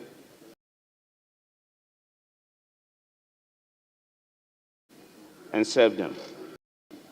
Slavery, institutional racism, and the ongoing fight for equality. I am inspired by immense contribution of Black leaders like Dr. Kwame Nkrumah, Martin Luther King Jr., Patrice Lumumba, our own Barack Obama, and a host of others, whose efforts have shaped history and inspired progress. Mr. Speaker, Africa, despite being rich in natural resources, remains paradoxically underdeveloped due to unfair global systems. Our continent was stripped of resources and labor, which fueled the advancement of other nations while leaving us impoverished. Even today, economic dependency and the influence of global financial institutions continue to hinder Africa's progress. I believe Black History Month is a call to action, Mr. Speaker. It reminds us of the need for unity among Black people worldwide, both on the continent and in the diaspora. We must strive for self-sufficiency, ethical leadership, and collective responsibility. By learning from the past and building solidarity, we can right the wrongs of history and create a future of hope, dignity, and empowerment for generations to come. Mr. Speaker, this year's celebration of Black History Month carried a powerful message of unity, resilience, and progress for the people of African descent across the world. It reminded us that the African story is one of triumph in the face of adversity, of collective strength, and of an enduring vision for a brighter future. As the world celebrated the contribution of our ancestors and contemporaries to global history, Ghana reaffirmed its position as the gateway to Africa, a home for all people of African descent, wherever they may be. Mr. Speaker, the year of return in 2019, followed by the Beyond the Return initiative, became monumental in positioning Ghana as a welcoming home for African Americans and the global diaspora. This initiative not only reignited cultural connections, but also brought tangible economic benefits, with tourism contributing significantly to our GDP. Mr. Speaker, African Americans and the global diaspora have made substantial investment in Ghana's economy, particularly in real estate, hospitality, tourism, and many other sectors, further strengthening Ghana's position as a leading destination for cultural tourism. These contributions have created jobs, boosted local businesses, and fostered global networking opportunities, all of which are vital to our national development. Mr. Speaker, for far too long, the issue of dual citizenship has clouded our political discourse, dividing us when we should be united. I'm a firm believer that Ghanaians in the diaspora, our brothers and sisters scattered across the globe, are not only part of our national story, but an integral part of our future. Their expertise, their investments, and their patriotism are invaluable. I stand here not as a victim of political challenges, but as a testament to the resilience of every Ghanaian who believes in the power of democracy and justice. Mr. Speaker, the fight against dual citizenship, restrictions, and political ambition is not a personal battle, but a national conversation. Our Constitution, while a beacon of democracy, must evolve to reflect the global realities of our people. How do we marginalize those who have sought better opportunities abroad, yet remain deeply connected to Ghana? How do we exclude them from leadership when their hearts, skills, and resources are dedicated to building our nation? Mr. Speaker, it is important that we expedite action on this passage of the Dual Citizenship Amendment Bill to remove these restrictions and create a more inclusive governance framework. The bill represents a critical step in acknowledging the contributions of Ghanaians in the diaspora and ensuring that they have equal opportunities to participate in our democratic processes. I therefore urge this August House to lend its full support to the bill when it tables it again. Together, let us take this bold step towards inclusivity and progress. Mr. Speaker, as we deliberate on policies and development strategies, let us embrace the vision of our noble President, His Excellency John Dramani Mahama, as outlined in the NDC Manifesto, the Black Star Experience. This initiative will not only serve as Ghana's flagship brand for culture, arts, and tourism, but it will redefine and reaffirm national identity while attracting investments, creating jobs, and boosting tourism. It includes a year-round celebration in arts, film, fashion, literature, and more, strengthening ties with the African diaspora, including the Caribbean, and positioning Ghana as the cultural hub of Africa. The initiative will enhance tourism revenues, foster transfers, support local businesses, and drive economic and creative innovations across the country. Mr. Speaker, in recent years, Ghana has become a beacon of hope and opportunity for many Africans, diasporans, and other nationals who have chosen to call our country home. By extending citizenship to them, we are acknowledging their immense contribution to our society economically, culturally, and socially. Many of these individuals have decades of professional experience, global networks, resources, and valuable perspectives that can benefit our governance and institutions. Mr. Speaker, as we welcome them as citizens, we must also recognize the potential for their political aspiration. Leadership is not confined to nationality by birth, but defined by the ability to serve, to innovate, and to uplift communities. These new citizens are now an inseparable part of our Ghanaian story, and their ambition should not be stifled by celebrated as part of the diversity and richness of our democracy. Mr. Speaker, this moment calls on us to rethink the structures of inclusivity to our governance. If we as a nation are bold enough to welcome them as citizens, then we must be equally bold in creating pathways for the active participation in shaping Ghana's future, including in political leadership. Their global experience combined with the commitment to Ghana can only strengthen our democracy and accelerate our development. Mr. Speaker, the journey ahead is long and the road will not always be smooth. But I pledge to work relentlessly to ensure that no Kenyan feels left out of our national vision, whether they live in Accra, Kumasi, Asen North, New York, or Toronto. Today, we can redefine what it means to be a Ghanaian. Create a nation where everyone has a stake and build a future that our children will be proud of. Let us not be deterred by the challenges of today, for they are but stepping stones to a greater tomorrow.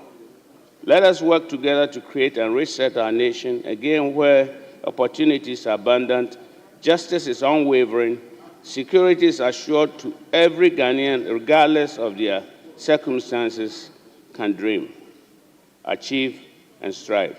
I thank you very much, Mr. Speaker. Yes. Let me firstly go to Damango.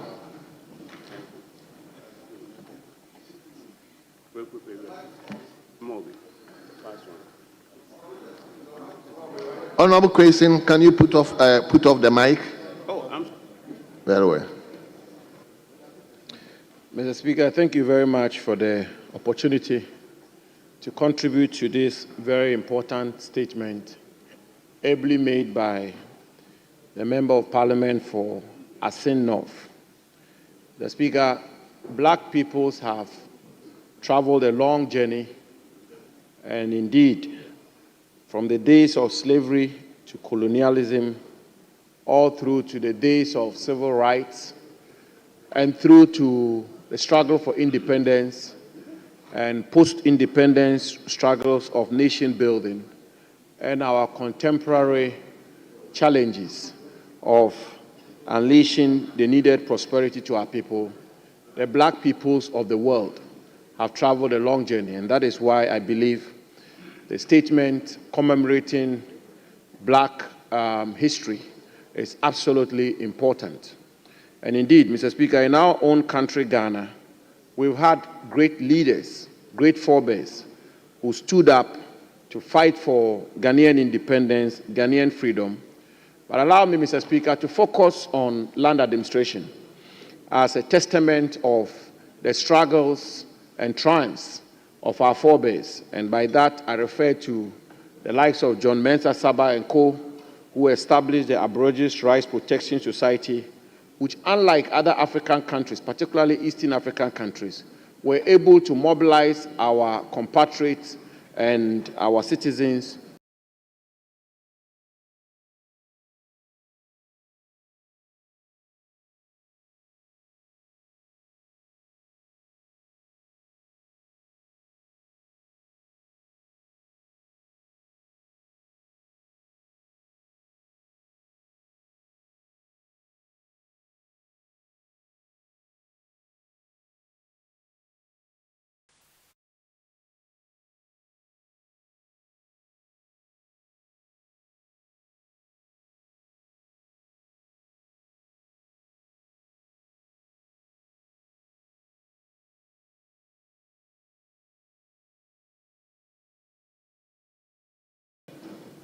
African Americans and the global diaspora have our compatriots and our citizens to stand against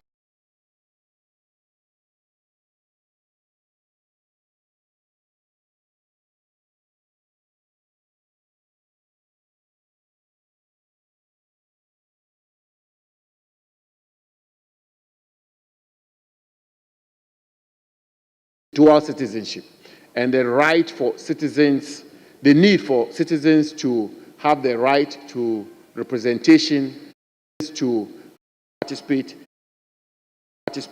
in the governance of our country whilst holding citizenship of other countries. Mr. Speaker, I only want to point out and make the point that it's a welcome call and all of us should support it. But while supporting it, we also have to be mindful that rights go along with duties. And as the honorable member may be familiar with, the tax jurisprudence of our country, for example, is a source-based tax system, which means that you are taxed only when your income is sourced from the Ghanaian jurisdiction. Unlike other countries where taxation is based on citizenship, mere citizenship, and therefore if you're a citizen of a country like the United States, it doesn't matter where you are, it doesn't matter where you earn your income, the United States tax regime will catch up with you and you have to pay taxation. In Ghana, if you're a Ghanaian citizen and your source of income is not within the Ghanaian jurisdiction, you are not obliged to pay taxation, to pay taxes to the Ghanaian state. And therefore, whilst we call for and support for dual citizens to have certain rights, I believe that there's also a gamut of other duties we have to examine. One of them that I'm also passionate about is the question of taxation. So that if you're a dual citizen and you're entitled to be a member of parliament, you're entitled to be a chief justice, and you are earning your income from, say, the United Kingdom, the Ghanaian tax regime should be able to catch up with you as well. So, Speaker, with this, I thank the maker of the statement for making this Thank important. you very much. Yes, let me come to Honorable Member for Medina. Thank you very much, Right Honorable Speaker, for the opportunity to contribute to this very important statement on the Black History Month by our colleague, Honorable James J. Chikwesi, Member of Parliament for Asin North constituency. Indeed, Mr. Speaker, this statement is very timely because it reminds us of a number of things, starting from local to maybe global. I think the first thing it reminds us of is the duty on the nation to pass that very, very important dual citizenship law that was introduced by a private member in the 8th Parliament. Unfortunately, we could not pass that law before the 8th Parliament dissolved. I am hopeful that the new Attorney General and the Minister for Interior would come together and ensure that that bill is relayed on the floor of Parliament so we can look at it speedily. Mr. Speaker, of course there is justification for this. The mere fact that a person has moved from Ghana to another country or picked a citizenship from another country doesn't mean the person has lost his original citizenship or where he was born. And Mr. Speaker, not only that, research and data available from the World Bank, Bank of Ghana, and other financial institutions shows that the remittances that comes to this country, the amount of contribution, financial contribution that our diasporans do to this country is unimaginable. So how on earth do we accept all these remittances, all this support, and yet when it comes to ensuring their rights to participate in our local governance structure, we tend to discriminate against them? So, Mr. Speaker, I really believe that the time is ripe for us to critically look at the dual citizenship law and then amend same. Mr. Speaker, secondly, the statement again reminds us of a collective responsibility as Africans and African citizens. Mr. Speaker, you realize that most of the world leaders or the forebearers, for example, Dr. Kwame Nkrumah, were people who had opportunity to study beyond the four corners of Ghana. So it means that the diasporan experience is also very important because it kind of opens our worldview. It helps us to understand what is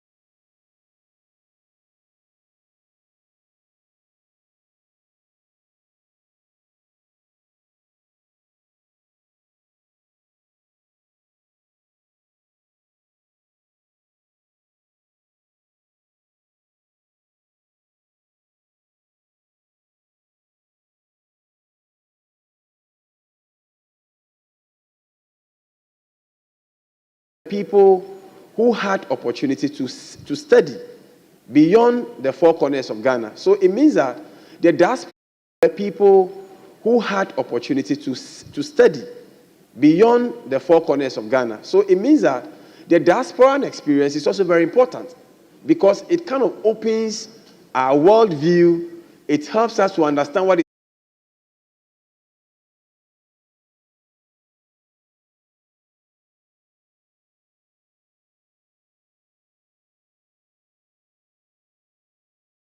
people who had opportunity to study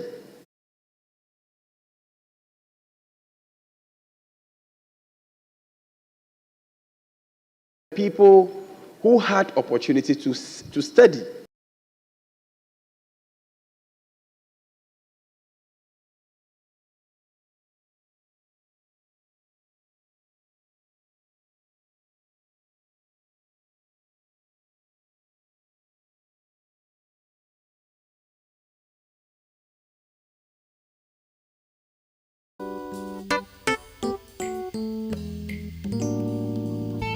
people who had opportunity to study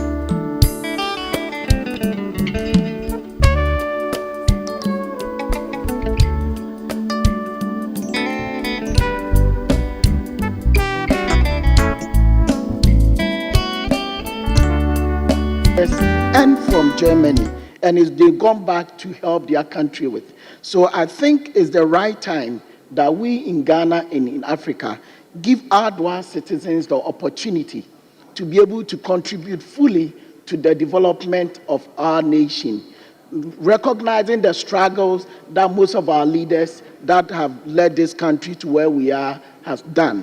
If you look at the history of our first president, Dr. Kwame Nkrumah, he had the opportunity to live in the United States. So most of our leaders that have led this country did. So, Mr. Speaker, I would like to support my brother, the Honorable Member of Parliament, that we will have to relook at this dual citizen law and see how best we can bring meaning to it, so that the power and the resilience of the black race can contribute to the development of our nation, Ghana. Thank you, Mr. Speaker. Thank you very much. Let him now acknowledge the Deputy Minister Designate for Health. Yes. Professor Ayensu. Thank you, Mr. Speaker, for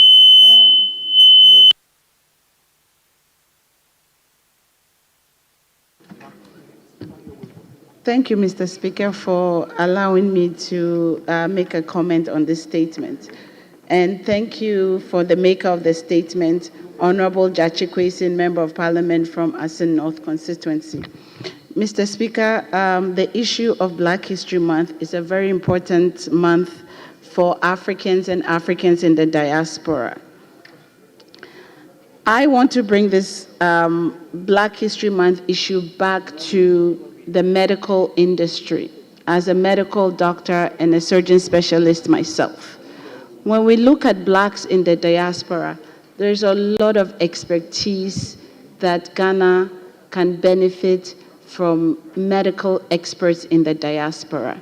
They cut across from Brazil to Middle East, to the Caribbean, to America, to Canada, to the UK. All across the world, we have Blacks who are experts in the medical field. These are some super specialized experts. As we sit here today in Ghana, Mr. Speaker, we have issues with medical expertise. Where we have enough experts, we don't have enough of them. So what happens in most of our hospitals is that you see that the same experts are rotating through all the medical centers. So we are at a deficit of medical experts. Some of the medical experts are in areas where there's only one or two of them in the entire country. So in celebrating Black History Month, I would urge this House to make it easier for medical experts in the diaspora to come and support our health system. Oftentimes, it is very difficult to even transition. For instance, when you come from elsewhere, there are certain exams you have to take. The exams are usually done 1 or 2 times a year, and you have to do an oral exam, which all of us had to do. And the process of at least getting a medical license is a little bit tedious and maybe sometimes inconvenient. So as a House, I would recommend that maybe we look into those and see how best we can make it easier for Africans in the diaspora to come to Ghana to support our health industry. Mr. Speaker, I would like to also say that even if these experts are not coming here permanently, we can use them on a rotational basis. We have NGOs that can bring doctors and experts maybe every 3 months to help the Ghanaian health system and support the system. Most of these experts, because of their patriotism, would probably do it and do it for free. So it will almost be at no cost to the Ghanaian medical system, yet we are going to benefit from their great expertise. So, in conclusion, I would like to thank Honorable Jachi Kwesen for bringing up this very important month of Black History Month.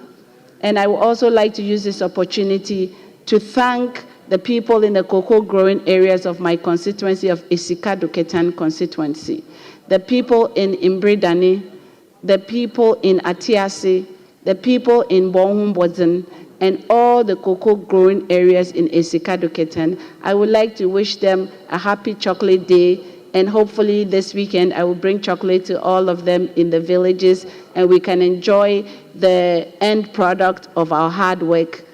And I would also like to highlight what is happening with our cocoa.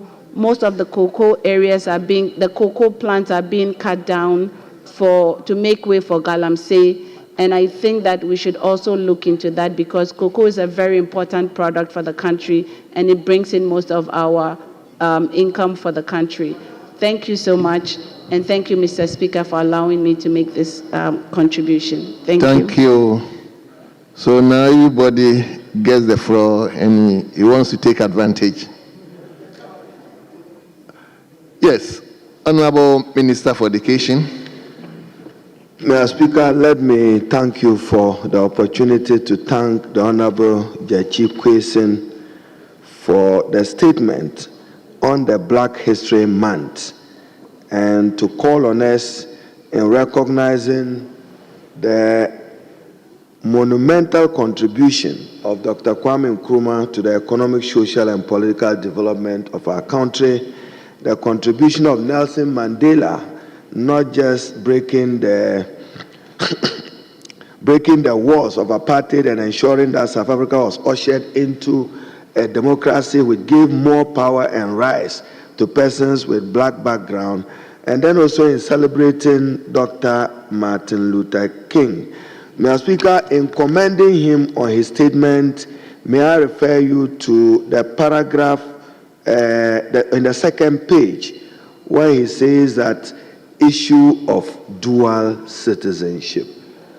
Mr. Speaker, the onus is on us as a country, that are we ready to make the best use of the expertise acquired by Ghanaians who have lived and worked abroad for several years, but for good reason had to give up their citizenship for other countries. We know that the motivation at the time for many who traveled to the United Kingdom or to the United States, they acquired those citizenship because they didn't want to be chased around like they are being chased around today.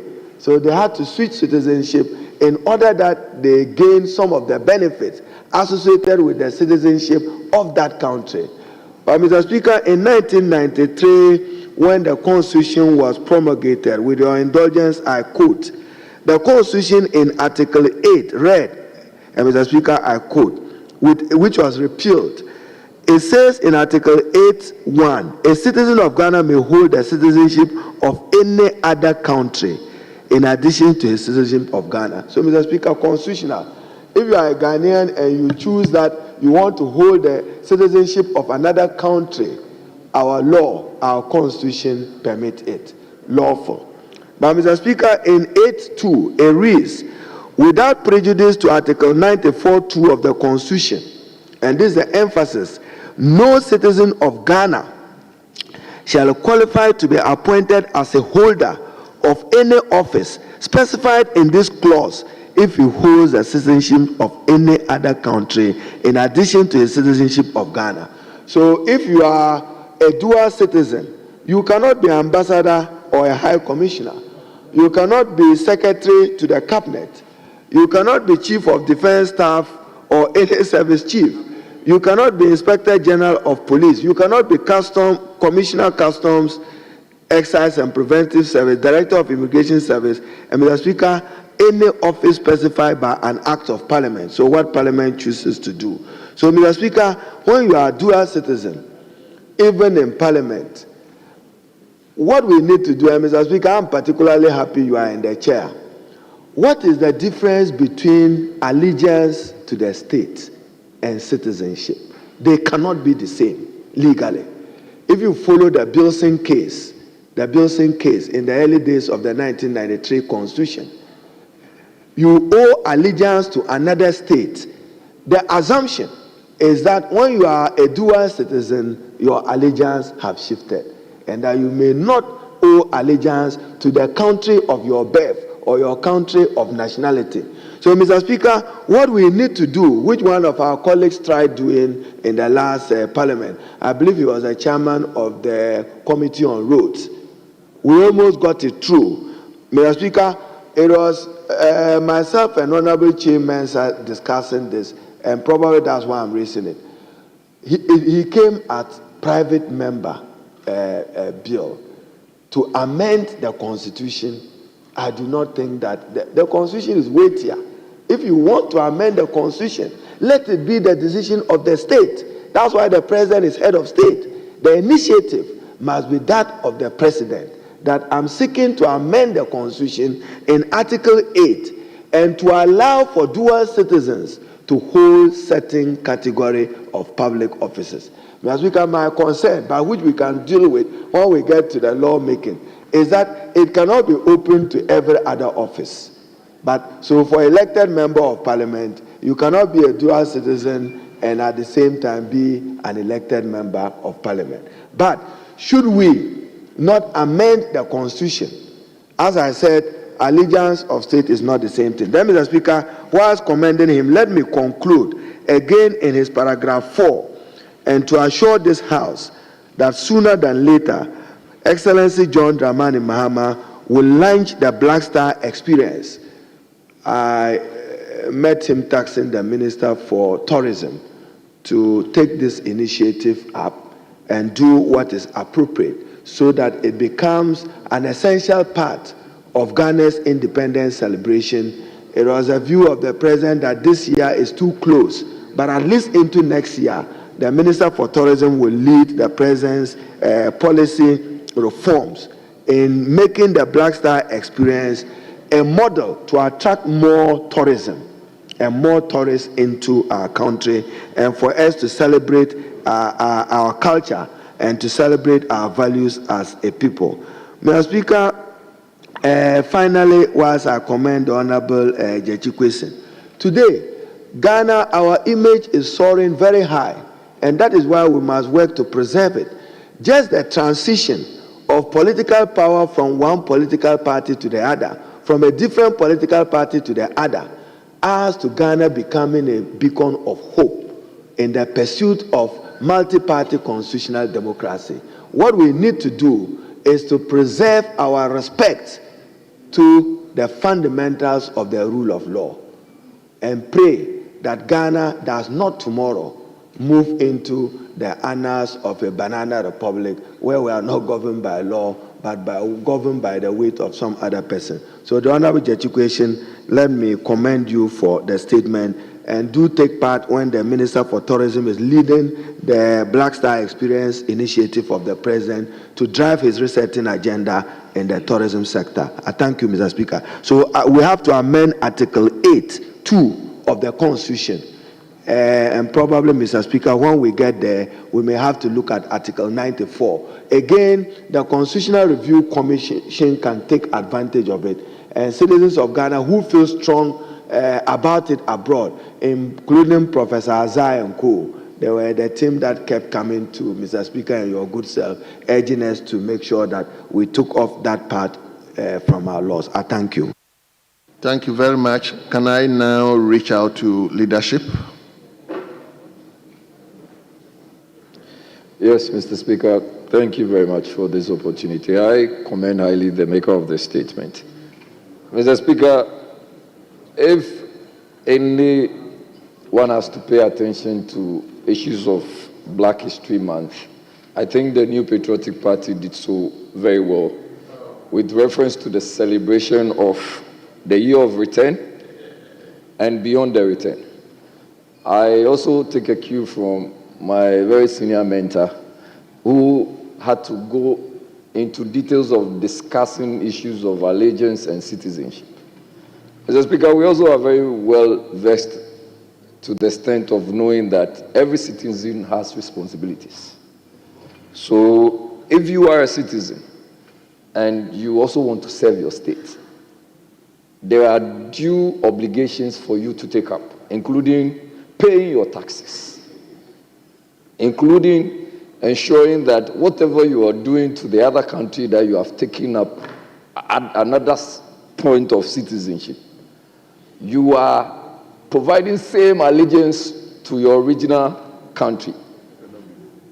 Mr. Speaker, and we know that this cannot be measured as to whether or not one is very allegiant or one is not. Mr. Speaker, we are here today to believe that the Constitution, if you look at chapter 3 of the Constitution, and in particular 8123, there have been some amendments that we also have to pay attention to, and to understand that it is very important for anybody who wants to be seen as a Ghanaian to do so in a whole perspective, not in a partial perspective. Whole to the extent that you are a true Ghanaian and that you can be a Speaker of Parliament when you tomorrow decide to do so, because you are qualified to do so. Mr. Speaker, as we are here today, we want to believe that if we put everything in proper perspective, tomorrow anybody who qualifies to have a dual citizenship should have so without any problems. And such a person should also be able to contest an election without any problems. That is why, on this note, I commend the maker of the statement, and more especially my senior learned friend, for also bringing in an aspect of the issue of allegiance. How do you prove allegiance? And that is a matter which is very critical and we all have to pay attention to. Thank you very much, Mr. Speaker, for allowing me to contribute to this statement. Yes, Deputy Majority Leader.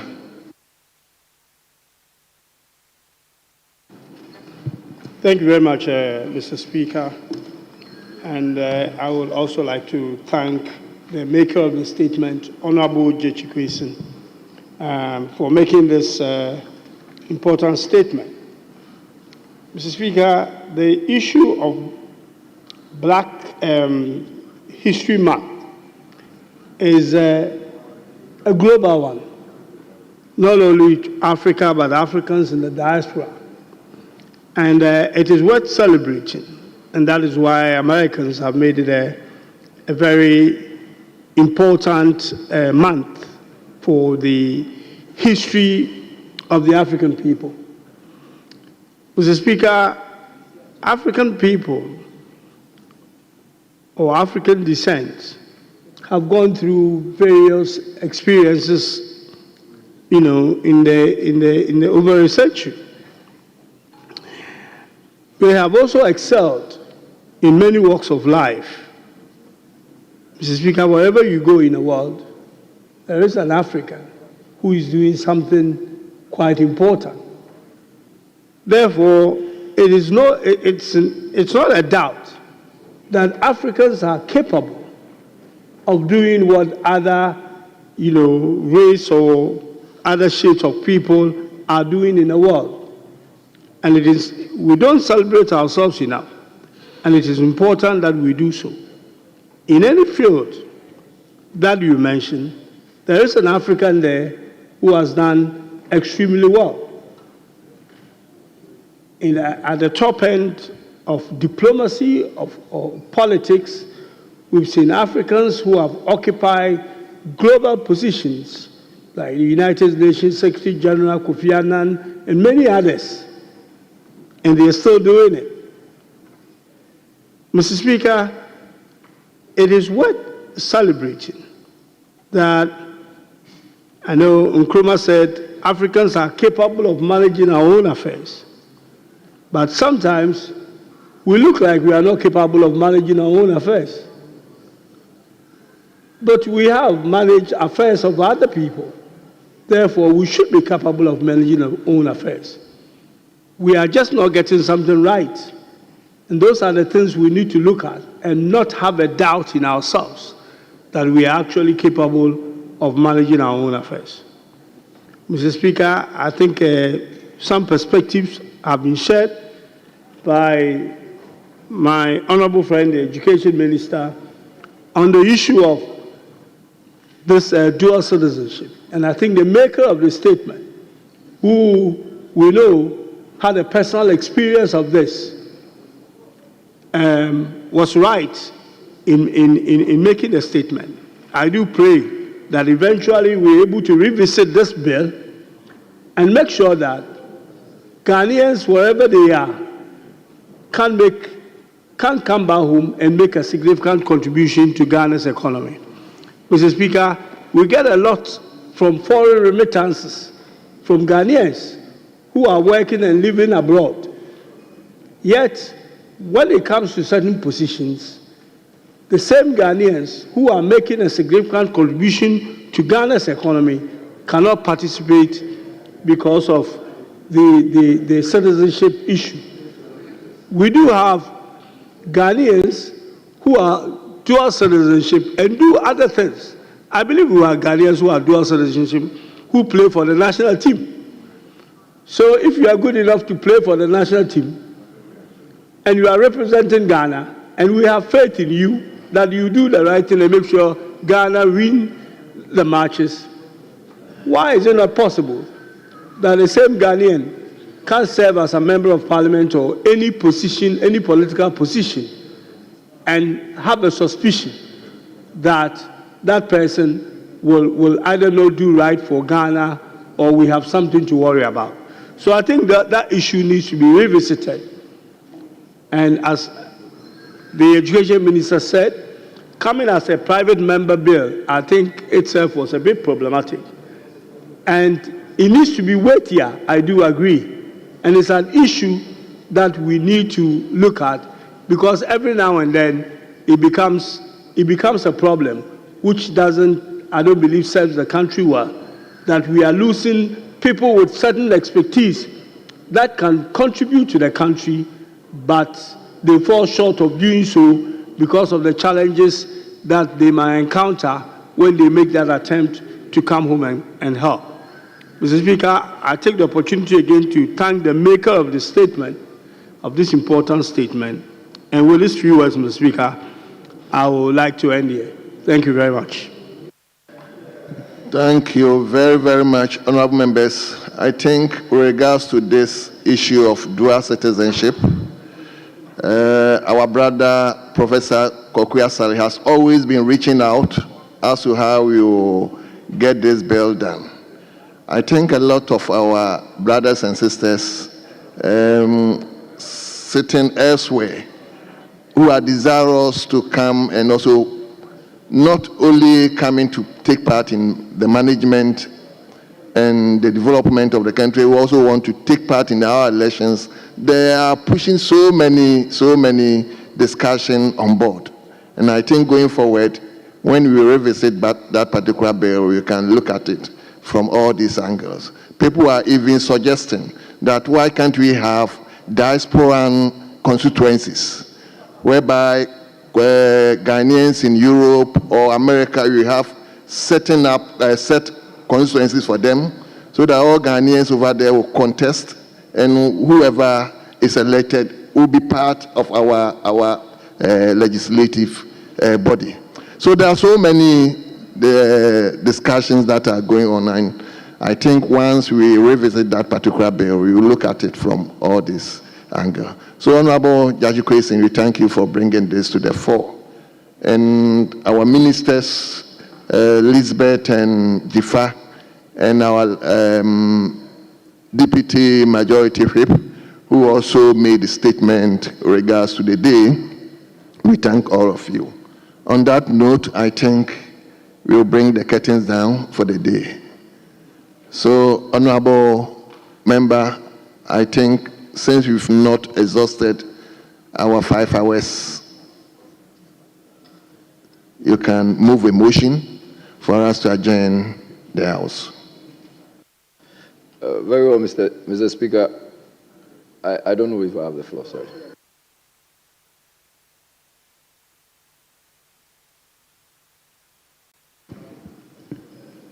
Mr. Speaker, yes, but we are tired, and I would like to move a motion for us to bring proceedings to an end today and adjourn until Tuesday next week.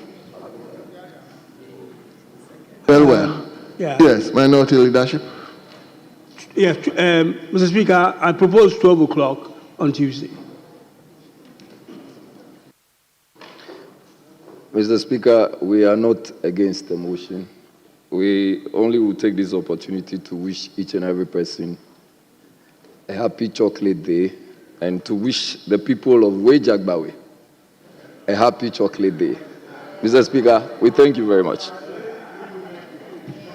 Yes, honorable members, even though the majority leadership proposed 12, my directive from Mr. Speaker is to come to the chamber by 10.